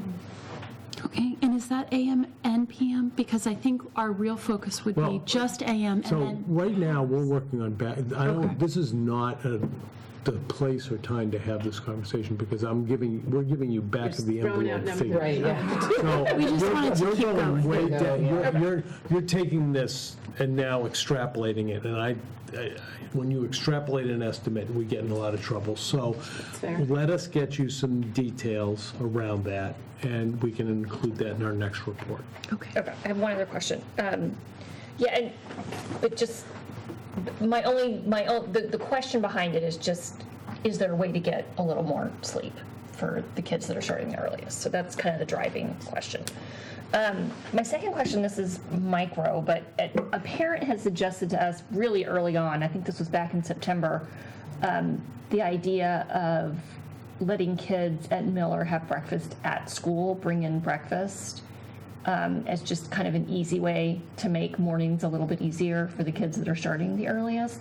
Have we followed up on that? Could we follow up on that? I know that's really a Mr. Keim conversation, but I just didn't want it to get lost, because I think we said, oh, that's an easy and good Wait, idea. so they don't have to get up even earlier at home? So Is that the thought? are you talking about students bringing their own breakfast or having us serve them breakfast? I was much simpler having students bringing their own breakfast. I know having us serve breakfast is a whole other. Are they getting there earlier? In the classroom? Is that the thought? Yeah, in the classroom. The idea being that they're probably going to, they're going to be getting up a lot closer to the time they actually leave, may not have time or interest in eating that early. I mean, some kids will eat a granola bar in the car on the way to school, but a parent had suggested, I think it was in September, we all got the email and we all said, oh, well, that's an easy idea, and that's, that's something, that's. I think there's teachers that are already in the I'll Miller follow School up with Dave. Okay, I just didn't want it to fall off the radar. Yeah, there's a lot of teachers that already have, like, this is my I was snack gonna time. say- It's in the first thing, like, they have it after, well, some kids who have like a special first thing in the morning, so they can't really do it during their specials, but like they have, this is your broad time of snack, like pretty much whenever. That's an interesting Yeah. idea, because for the kid who might be sluggish in the morning, if Yeah. your kid isn't like a morning kid, it gives them that time to like the entry time mentally. I'll follow up with Mr. Keim. Thank you. Any other questions? Okay. Dan? Yay. So included in your packet, if I could invite Director of Technology and Digital Learning, Dan McLeod, he'd like to present some information about a potential donation to the Miller Elementary School. Hi, Dan. Hey, Dan, thanks for staying so late. Happy New Year. Thanks for joining us. Sorry it's so You're late. welcome. No, I love actually attending and watching on Facebook too when I'm not here, so. Oh, man. I know. Yeah. We gotta pay him more. Yeah, so I'm happy to report, we have a donation available for 95 Chromebooks to Miller Elementary. At first, it started as 15 Chromebooks. Mr. Keim said, Dan, could you speak with this parent who wants to donate 15 Chromebooks? That was a pretty easy decision. We had the need, we could easily fit 15 Chromebooks and not affect our instructional model. So then, talking to the parent, it just grew to 95 Chromebooks. And we're like, okay, this is great. So we wanted to make sure we did not impact our instructional model, which we developed was August 2017.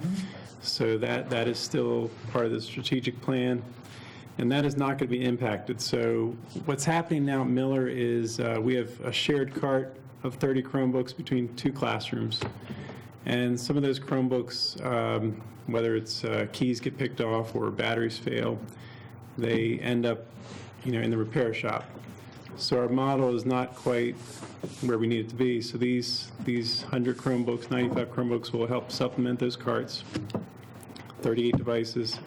And then we have some special areas, special instructional areas, which were not really part of that instructional model a few years ago. And so they're currently using desktops, which are obsolete. And so we're going to replace those desktops with Chromebooks. And that's the 27 number, I believe. So we have 27 special areas, 38 to buffer the carts. And the other 30, we're excited. You saw all the coding occurring at Miller. We want the opportunity to expand that. So sometimes teachers need a full cart and the teacher next door is using the cart. So we want to provide the opportunity for that teacher or those teachers, when they collaborate on a project, to both have carts in their room. So that's the purpose of that final cart. So that's the donations from Mr. Jonathan Gerber and the Holiday Dreams Foundation, which is has been very charitable to Holliston Public Schools. We received monitors 2 years ago from the same organization. Super helpful.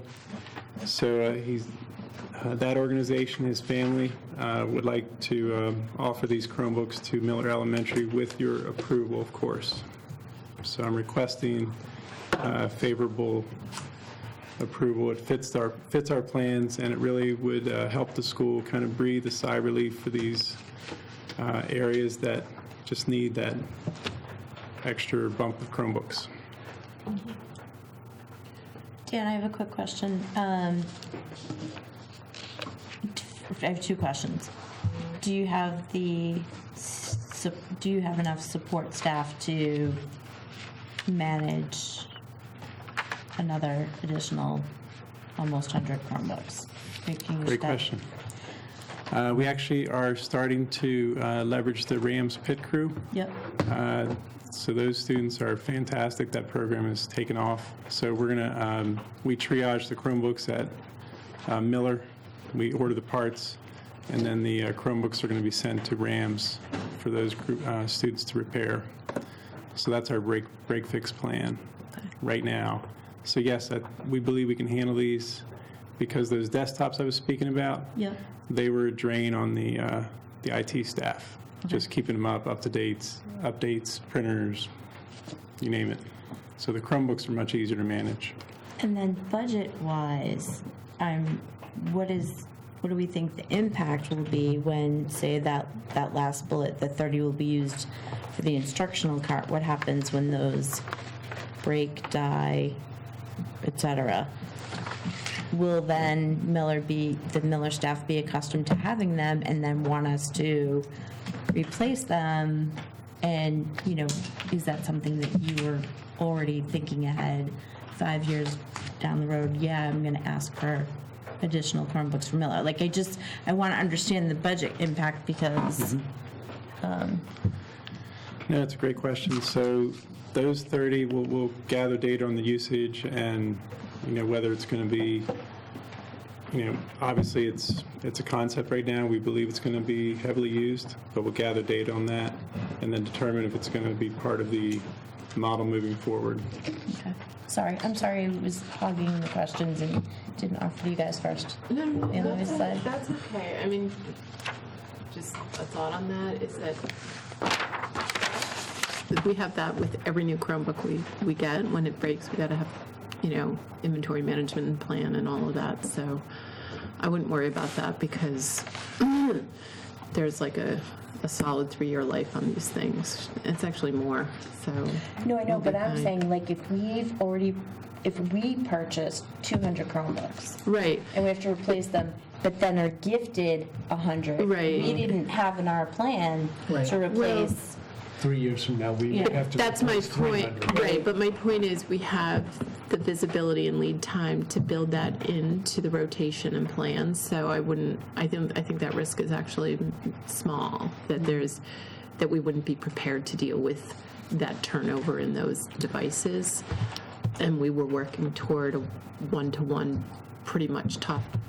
I wouldn't say bottom, but all the way down through Miller. So I think it's important to acknowledge that the plan that we've put together does call for us to continue to explore, and when and if supported, extend our one-to-one program. Right now, we have essentially what we consider to be a 2-to-1 program.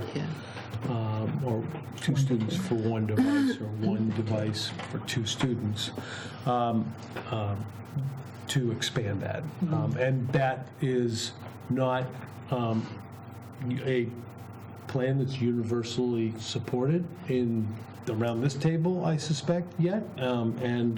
But it is not a commitment, but it is something that I suspect will ultimately be needed. And I think if and when we have the data to support that, I'm confident the committee will support that. But so I do think, in our longer-term planning, we are considering the possibility that Miller will be converting from a 2-to-1 to a 1-to-1. So these would be helpful in that regard as well. But it does not drive. It does not move us. Well, I was just towards answering that the right question. now. Dan, I just want to make sure that somehow this isn't. Are any of these supplanting what you otherwise would be requesting this year? Yeah. Because I think it's wonderful to get grants, and I'm so grateful. But the relying on grants is, we've kind of built a model where this effectively could be part of our operating plan, if you will. So we don't usually use grants to subsidize operating costs, if you want to think of it that way. So I just want to make sure, this is like a bonus. This is icing when we get something like this. It's not something that we then subvert what else we're doing from a budget perspective. Right, so I would say we would have, for example, the ones that were breaking on the carts, we might be able to put in a 4-year-old Chromebook to replace that, a lousy one, for example. So now we've got these new ones. And that was the thing for me, was these are brand new. That's big. Whereas we could be, infusing 4-year-old Chromebooks to replace Chromebooks that just broke. They're going to be slower. Battery life is not as good. So the fact that they were new for me was a game changer. And oh yeah, my point was, does this change your budget request for this year? Oh no, good. Not for Miller. Sorry, no, that's your I'm question. getting down to brass tacks. Sorry, that's exactly what I was. Yes. Yeah, thank you. So my only question was, one was sort of like the genesis of this donation, where it came from, and whether there was any restrictions or expectations along with this donation, just to offer transparency. Use them for art or whatever, yeah, I just didn't want to make sure that just for transparency. Gift. Yes. Yeah, thank you. I was going to say that, but thank you. Thank you, Keith, for having my back. No, none at all. Again, the original conversation was 15, and no one initiated it. I think actually there might have been a conversation with a teacher and said it'd be nice to have more Chromebooks, and with this parent and the teacher. And then, so that's where the 15, I think, came about. And then just talking with the parent, and when he mentioned there's more available, and just thinking that through and how many he was offering, it just made a lot of sense. So I think in full disclosure, this parent is a Miller parent, so he and his wife and the foundation that they run, the charitable foundation that they run, are seeking to positively impact the school that they send their children to. Fantastic. So, I mean, I think that's the connection. Great. Lisa, you're such a suspicious group. I just want to make sure. I'm looking for the gift horse to come in the door. Yeah, no, I wanted to say who's responsible for setting the gift basket and the huge thank you to the parents. I am. Yeah. Okay, good, because this is amazing, and I'm so grateful that we're getting this. Yeah, it's an and amazing gift. thank you. And yeah, big thank you. Yeah, thanks. I wasn't being suspicious of the gift. I wanted to make sure Right. We were still going to ask the questions. we were going to still. To be fair, Lisa, there's been times when some teachers have asked for GoFundMe's for individual ones, and then they get them they have them in the classroom, and they're not firewalled, they're not part of our network. They're that's just not this is a whole system, this is like a whole separate, so I just want to make sure that we're covered with all of that. And that's why I'm it's super been- appreciative of the donation. I think it's fantastic for our Midler And kids. that's why it's and- been vetted through Mr. Right, I just want to, for transparency for the public, I want to just make sure, that's all. So based Thank on you so our much, policy, we just need to vote to accept the gift? That's correct. So is there a motion to approve the gift of 95 Chromebooks? John, second. Moved by Dawn, seconded by Anne Louise. All in favor? Aye. And I will Thank you to the Gerber family. And the Thank you, Dan. and then the Holiday Dreams Foundation. Holiday Dreams, nice. Huge thank you to Thank you, that Dan. family and the foundation. And you go home. For the approval. Thank you, Dan. Thanks, Dan. Thanks for talking them up. Thanks, Dan. Peter. 15 to 95, that's pretty good upsell right there. Tomorrow, we're going to have our 7th annual Holliston Innovates PD Day. This day in January is led by our educators here in Holliston, and they stepped up once again, offering all kinds of great workshops and presentations. It focuses on innovative teaching and learning. It's previously, in previous years, at least in the beginning, was focused on really on technology integration exclusively, and now it's focused more broadly on innovative teaching and learning that may or may not have a technology, explicit technology component. So in doing so, we're really trying to propel innovative student-centered learning throughout the district. We'll kick off tomorrow morning a little after 8 with ignited presentations similar to the ones at the high school. You're all invited to attend that if you are available and would like to see those quick.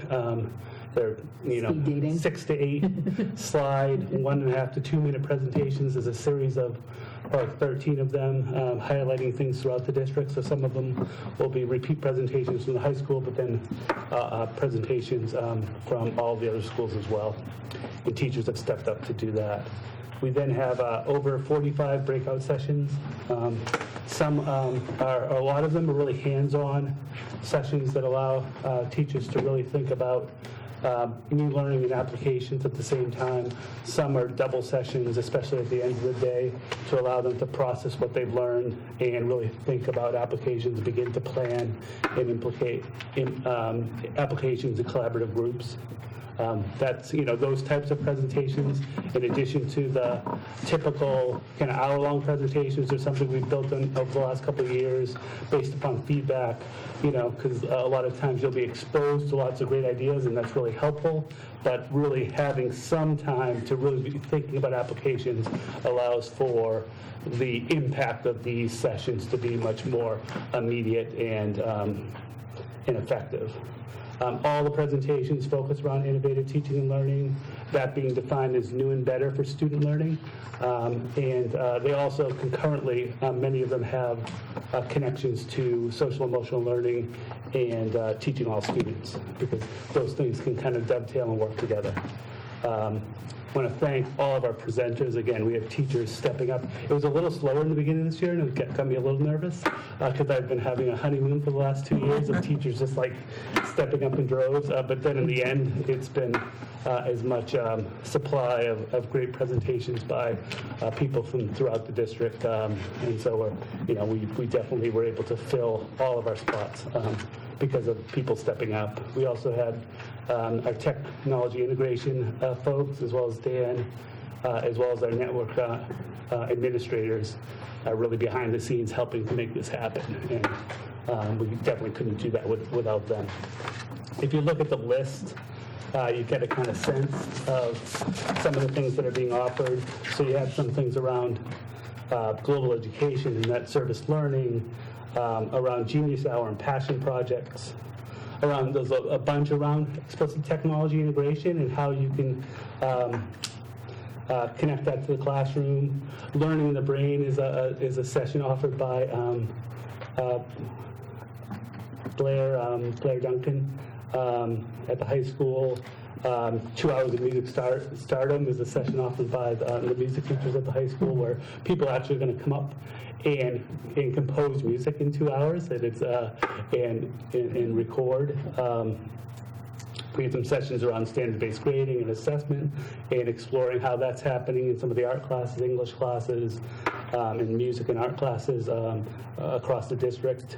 Some around mathematical mindsets and really the work out of Stanford of Joe Bowler is there are conversations about that work, beyond Holliston, but in Holliston, around how we build that mathematical mindset and having kids really understand that their ability to learn math can be heavily impacted by the way they view math and they view their ability to grow and improve. And then there's several sessions, including stress and trauma in the classroom, mindful self-compassion for educators, yoga for educators. Those sessions actually are very, very heavily attended and very popular. So again, I want to thank all of the staff members who have stepped up to provide these presentations and look forward to a great day tomorrow. Great. Peter, you're, if you, and it doesn't have to be tomorrow, I was just thinking as you were talking, it would be great if you could video like little snapshots of some of the different sessions, because I would love for teachers to come and do a presentation first, but that's going above, asking above and beyond. But if you could even just do little snapshots, like I would love to see the Ignite stuff too. Well, so the Ignite stuff, if you're available, the school committee is welcome to come to the Adams Auditorium at 8 a.m. tomorrow morning for about it would probably be the first half hour tops, maybe, Peter? First half hour? Yeah, first half hour, yeah. We cannot open this to the public, but we can, open this to members of the school committee. So if you want to see the Ignite presentations, we don't open the professional seminars to anyone, but so you're welcome to come and see that if you Are they going to be at each school or? No, it's all at the entire staff goes to Adams tomorrow. Okay, all right. Yeah, we're going to try to videotape the Ignite, either whether it's formally or informally to have those. Also, you'll have access to it. You have access to it now, the PD website, which gives some of the blurb, and there's also going to be another a Google folder that kind of has all the presentations and resources, which I'll share with you once that's created too. So we'll also try to get some videos throughout today. Great, thank you. Yep. All right. Brad, So in the interest of time and in recognition of the hour, I would respectfly suggest that it might not be the best use of everyone's time for me to go over a 24-slide presentation on the statement of interest process, considering it's the same slideshow I showed last year. I do want to go through a few things that I want to highlight that I want to go. So I'm going to go through this presentation somewhat in an abbreviated way, because I do think it's important that we... Are you going to go, so you are doing the presentation? I'm going to go through it briefly. Great, but I feel like at this hour, no one in the real world's watching, and this is such an important presentation that I think people would want to see it. It's just a thought. So what do you suggest? Does it impact a deadline if we hold it to the first meeting in February, or will it impact a deadline?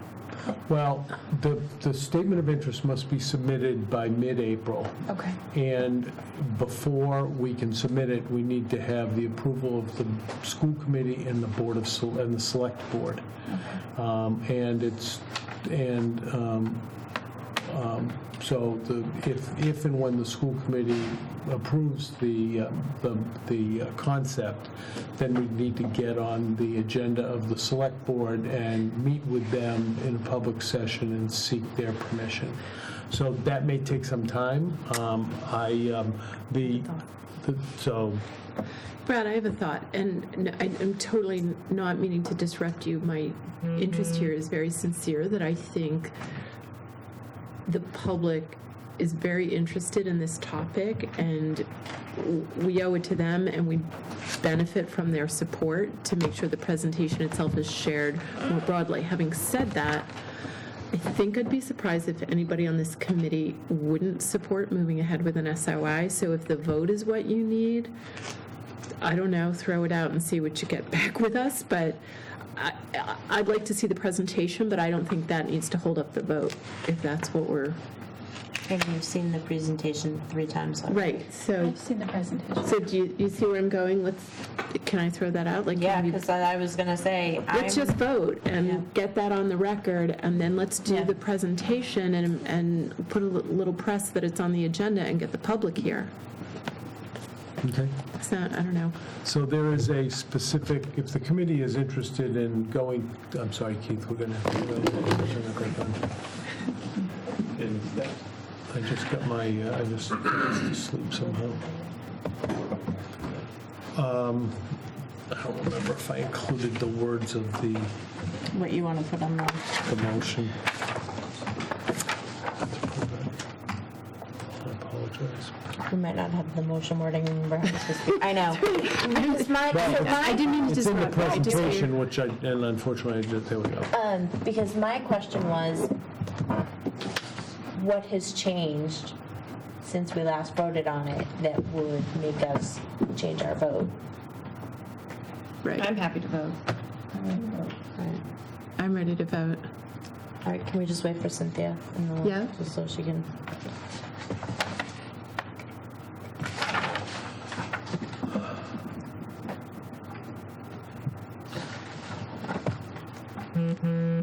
So I noticed at the end, it's, while we're waiting, is the, you included the schools, we now have the list of the schools that were accepted for the process this year, is that correct? Yes. Okay. And it gives us a little information about age of the schools and Well, I'm still doing square footage and that sort of stuff. I'm still doing some research. I can tell you that so that actually may not be a bad moment, just something to spend a moment on, because I think it is, I think one of the things that is relevant is that last year was our first submission. So we, in which we did not receive, Nor did we expect to. nor did we expect to. Wait, so, And I think one other point that we, need to remind ourselves of is that we know that this would be, we presumed this would be presentation by now, if we just started from the beginning. a multi-year process, and consistently we should be consistently submitting each year. Why would we submit last year, not this year? Submit next, Well, I think more to the point, the state, the MASB, I'm getting the acronym wrong, I think. MSBA was very clear that consistency factors into their perspective on the readiness of the districts. So if we were to submit one year and not the next, that sends a different message. And so it would be detrimental to not submit again to the overall process. So the deadline for submission is April 8th. And then we'll receive final notification in October, November of 2020. In 2019, 61 statements of interest were submitted by 51 school districts for the core program. Only 12 were invited into eligibility. That is a low number. And the reason is right here. There is 2 regional vocational technical high schools that were invited into the eligibility period. Those are arguably the most expensive physical plant in Massachusetts, because there is so much specialized space in there. And I don't think I've ever seen 2 VOTECs in the same year. They just finished a brand-new Minuteman Regional Vocational Technical High School in Lexington that cost $250 million. And I don't know what the plan is for Whittier and Tri-County. Tri-County is located in Franklin, so it's fairly close. Whittier's up in Haverhill. Then there were 3 comprehensive high schools in addition to the 2 regional VOTECs.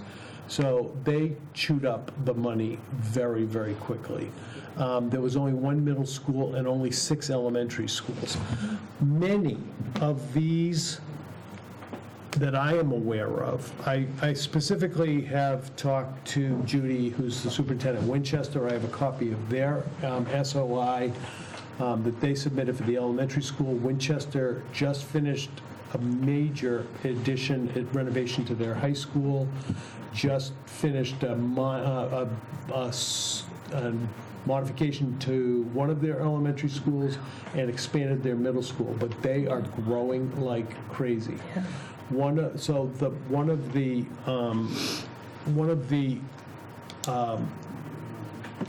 of my working theory is that many of these are enrollment-based needs. There are pockets of Massachusetts that are experiencing incredible growth.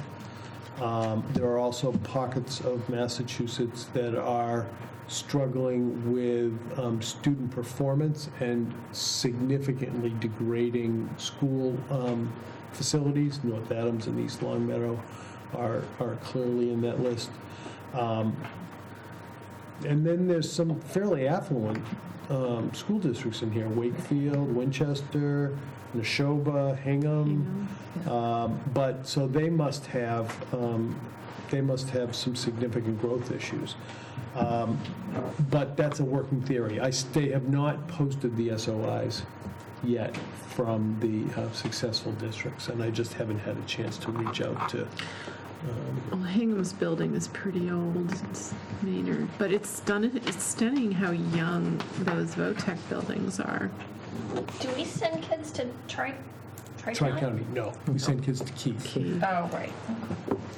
And it's important to note in this SOI invitation that they have buildings that were built in 1973, 1977, 1972, 1973 that are... Well, that's what I'm saying. Those are so yes, young. Yes, they are much younger Careful what you Well, ours are around the same. Ours is 50. Ours was built in 1969. Open, but 2001 is the way that MSBA has us on the books, since that was the renovation we opened. Oh, that's crazy. Are you kidding? It's just one wing. Is there going to be more money for the MSBA because of the Student Opportunity Act? I thought there was. So one of the provisions of the Student Opportunity Act, which I don't know if they considered in this round, but certainly will be considered in the next round. They had a $500 million cap of annual expenditures. The Student Opportunity Act increase that cap to $600 million. Well, that, if you build a $100 million school and you're going to get a 50% reimbursement, that's 2 more schools a year. Yep. Right. So in 5 years, that's 10 more schools. So that's almost like a whole extra year in 5 years. Yeah. So it's $100 million here, $100 million there, Lisa. Just a little, So unfortunately, I didn't put this in hard copy. I really apologize. This is the statement of interest language that one of you would need to read in the form of a motion, which would then which would be introduced into the minutes in verbatim. I read fast, I'll read it. Okay, go. Unless you guys do. I was about to nominate Andy. One of you guys read it. Do we read the whole thing? The whole thing, top Is to it on bottom. there? We don't have it in our thing. Okay, so moved. School committee statement of interest language resolved. Having convened in an open meeting on January 16th, 2020, prior to the SOI submission closing date, the school committee of the town of Holliston, in accordance with its charter, bylaws, and ordinances, have voted to authorize the superintendent of schools to submit to the Massachusetts School Building Authority the statement of interest form dated April 8th, 2020 for Holliston High School, located at 370 Hollis Street, Holliston, Mass. 01746, which describes and explains the following deficiencies and the priority categories for which an application may be submitted to the Massachusetts School Building Authority in the future.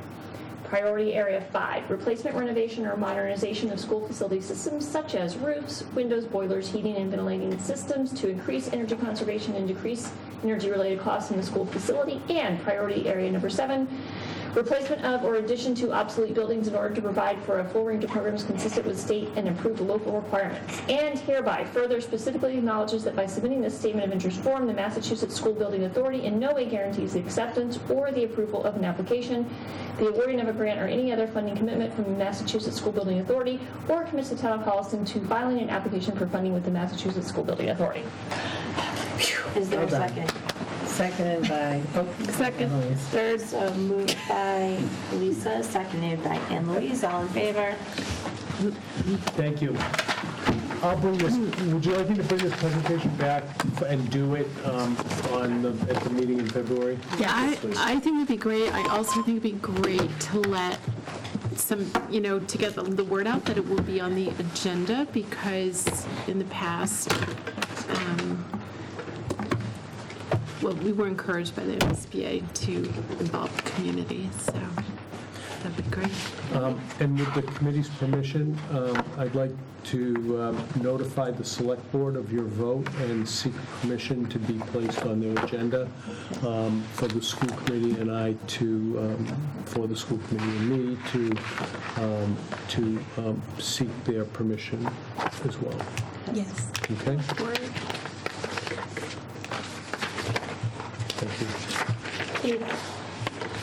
Yeah? Your turn. More good news. Contained in your packet is my part 3 of the budget drivers. This is the part that is special ed, no payroll. So basically the biggest item in here is out-of-district tuitions. Your preview. The current projection actually calls for $167,997 decrease over last year's appropriation. The major drivers of decrease is out-of-district tuitions. We'll discuss that in a moment. The decrease is due to some decrease in tuitions and as well as an increase in our offsets, which is the circuit breaker money and the our 240 grant, our large entitlement grant. In addition to that, the account for the extra costs for our out-of-district students, therapies that are provided either at home or on the sites where the children are, has increased as well, a fairly significant number. But again, some of these therapies are occurring because potentially the child may be going to a less restrictive placement, but have to have more therapies provided. So it's a little bit of a back and forth at times. What else do I have here? Those are the major items. I don't want to get into small potatoes here at this hour. So again, this is our first draft of this number. Meg and I and Brad actually looked at it a number of times, 2, 3, 4 times. We can still have changes in our out-of-district placements before we put the budget into a more formal format. Contracted therapies, again, may increase, as well as equipment needs that may go up as well. Oh, one thing I left out, I'm sorry, there's also a decrease in our, decrease in our transportation. Out-of-district transportation as Project Accept. If you remember last year, I told you how Framingham had gotten out of the out-of-district transportation piece. There, the loss in revenue for Accept was less than they had anticipated. So as we go into next year, our assessment's going to be lower based on their over projection of the impact to the non-Framingham districts. So again, good news yearly. The next sheet has just the major or the only items I'm projecting a change for. Again, the major items, you can see the transportation's down $42,000. The tuitions for Massachusetts schools, well, the tuition breakout, it nets to $212,000 net lower. And you can see the contracted services, that's that tuition private contracted services, that's that extra cost line is up by $75,000, with $333,000, that isn't changing. So overall, again, our decrease is $176,997, or 6.6%. The four highlighted... I know it's late. I want you to take a breath there, Keith. Okay. That's a unheard of message. Year over year decrease in special education out of district placement costs. Now, Keith's going to break it down for a minute to show that a lot of that is not, is due to aging out and those types of things, but. And you don't take credit for that? And I don't, and I purposely don't take credit for that, because I don't want the blame when they move in. But they did graduate, so woo-hoo. Some do graduate. Some graduate or complete. Keith, can you review the details on that? So the four items here, I then break down on the next page a little more granularly. Of course. So again, right there, you see that those are down year over year. And again, this is where we break it down by the type of school. Moving down to the next section, which is the section Brad's really talking about, you'll see that what Meg and I do is we put together where the student was and now is. So like the first line there, existing placement to existing placement. That's not necessarily the same school, but the same level of restrictiveness, restriction, that's a better word, for the student. Make up words at 10:30 at night, what the heck. Do whatever you want at 10:25 at night.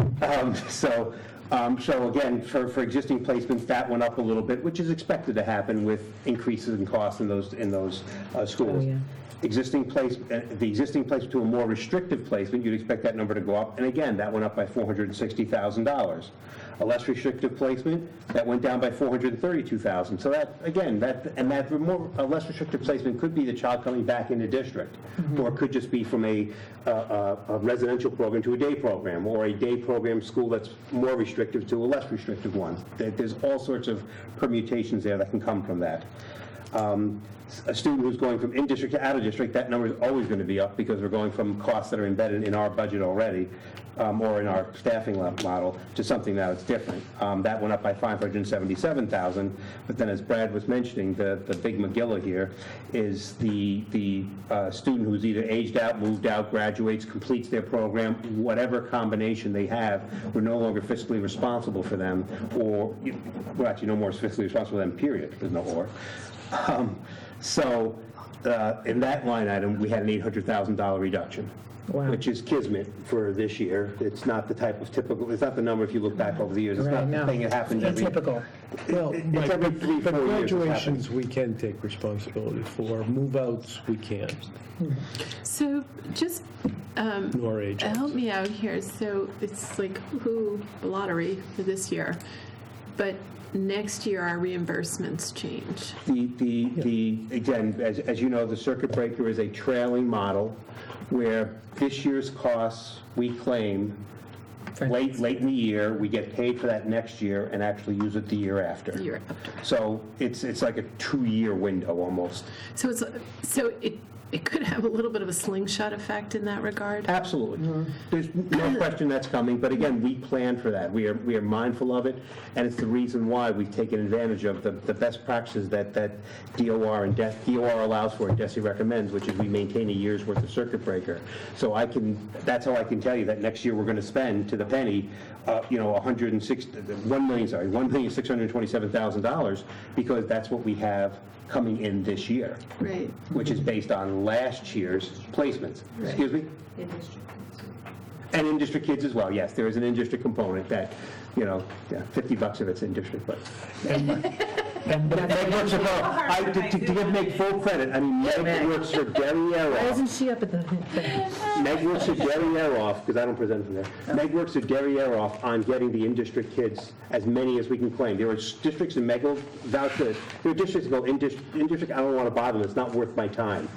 And we still recover money, and if we're getting money for it, regardless of whether it's $1 or $1 million, it's still money that's entitled to the town of Holliston to ask for and request. And why did we walk away from that? I know. And I thank you, have to Meg. tell you, kind of some anecdotal information.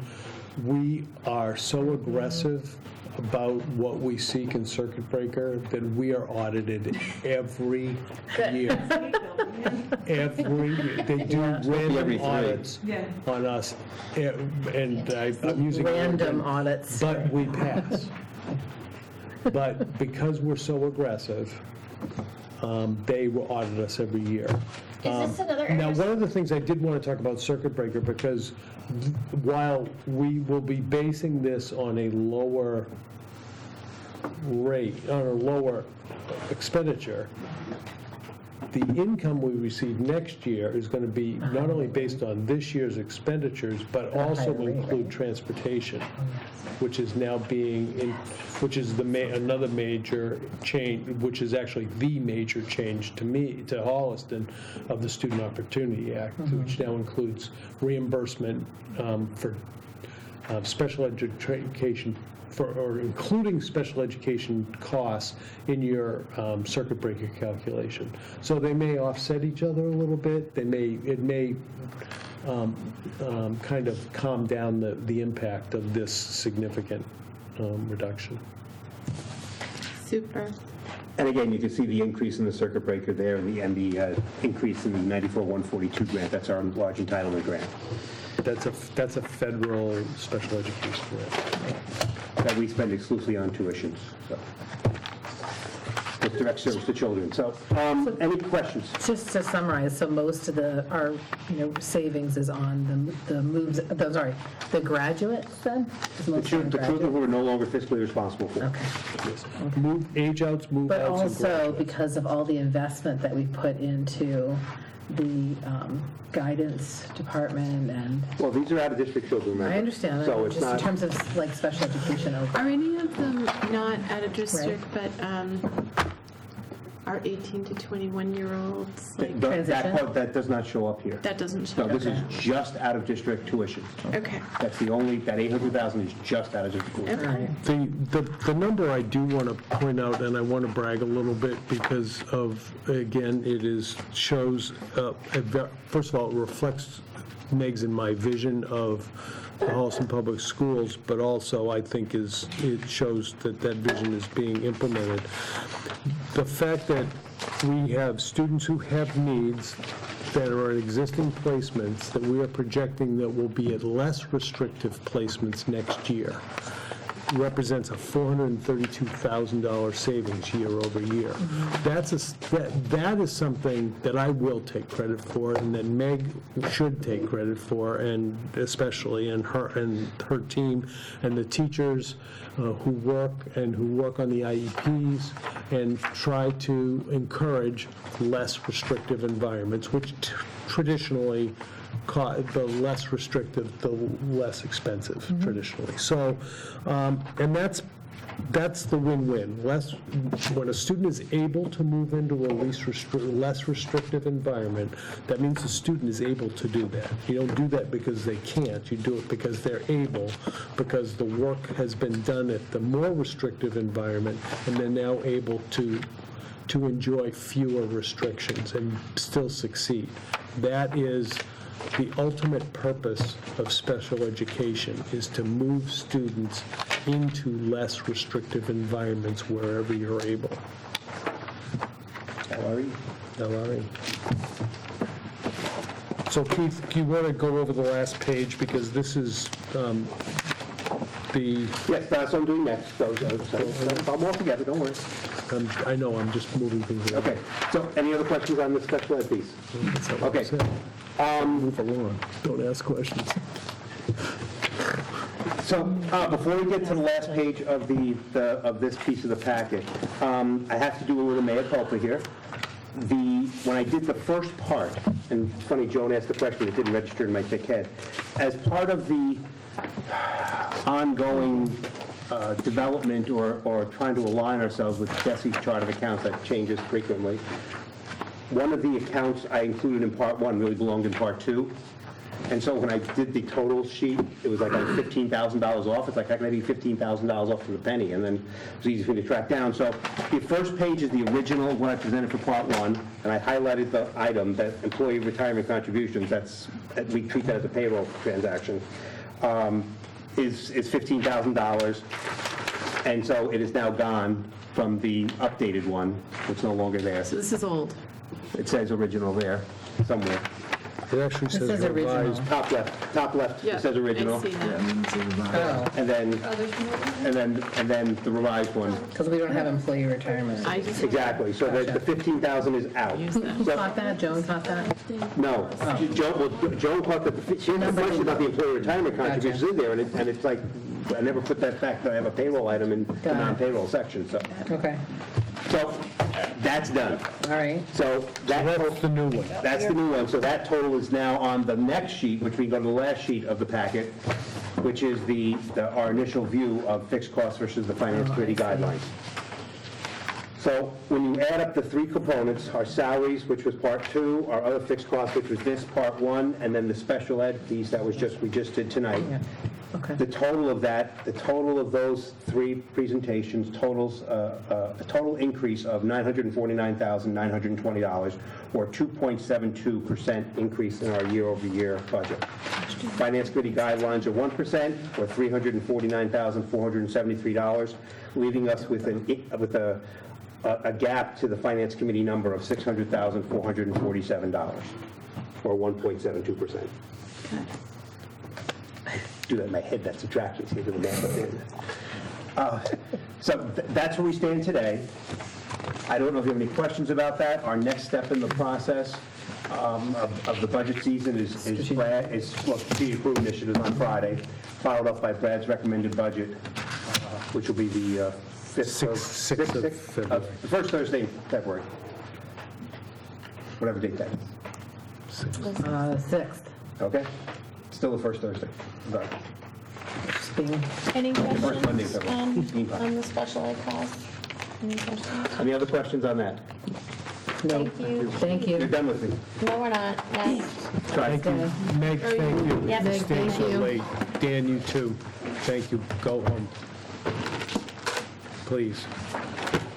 When we did have our social event as an administrative team, Dan did stay to the end Oh, at yeah, the let's facility have Peter help. when I was there as well.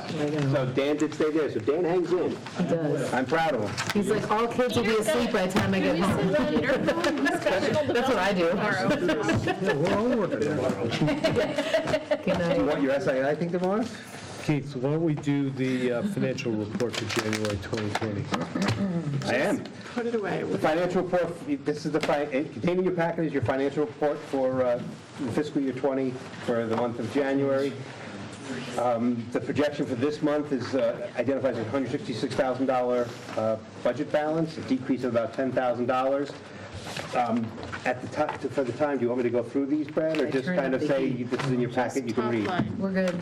Good. Okay. Thank you. If you have any questions, Thank you you. can email me. Don't we always? Okay. There is no newsletter this evening. Oh, I can do one too. What thing? I was sitting in the No. So we have a bunch of warrants. Yes, we have, if everybody can just stick with us for a minute, we can get through these warrants. We have a school bill warrant, $119,785.55. Moved by Andy. Seconded by Cynthia. All in favor? School bill warrant in the amount of $8,346.90. Moved by Andy. Seconded by Cynthia. All in favor? Thank you. School bill warrant, $77,973.09. Moved by Andy. Seconded by Cynthia. All in favor? Thank you. We have a school bill warrant in the amount of $382,782.04. Moved by Andy. Seconded by Cynthia. All in favor? Thank you. We have a school bill warrant in the amount of $168,759.01. Moved by Andy. Seconded by Cynthia. All in favor? Thank you. The cafeteria bill warrant, $21,396.50. Moved by Andy. Seconded by Cynthia. All in favor? Thank you. We have a school student activity replenishment account for Placentino, $400. Moved by Andy. Seconded by Cynthia. All in favor? Thank you. We have a school student activity replenishment account for Adams and the high school, grand total $23,886.61. Moved by Andy. Seconded by Cynthia. All in favor? Thank you. We have a direct payment warrant for the high school for the down payment for the prom, $10,500. Moved by Andy. Seconded by Cynthia. All in favor? Could I slip Mary's Thank you. dress into that? Is that it? No. Rejected. So in the packet, we have the meeting minutes from the policy subcommittee on October 10th, 2019, as well as December 2nd, 2019. A reminder to all subcommittee chairs that Stacy's asked that all subcommittee minutes be submitted through this process so that they can be part of the school committee record as part of our effort to maintain our integrity around the open meeting law on subcommittees. So our next meeting date is next Friday, January 24th, 2020. It will be here at 4 p.m. in the library for our strategic improvement initiative workshop. We've extended an invitation to the Finance Committee and the Select Board.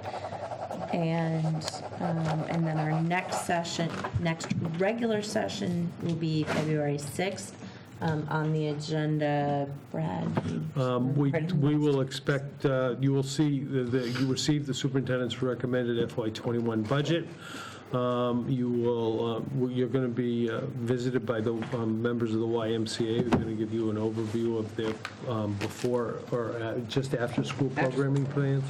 I'll provide an annual, the next school start times update, and I will make the presentation on the statement of interest to the committee and the community. Is there a motion to adjourn? Moved by Cynthia. Seconded by Andy. All in favor? It is 10:40. The meeting is adjourned. Thank you all and good night. Good night.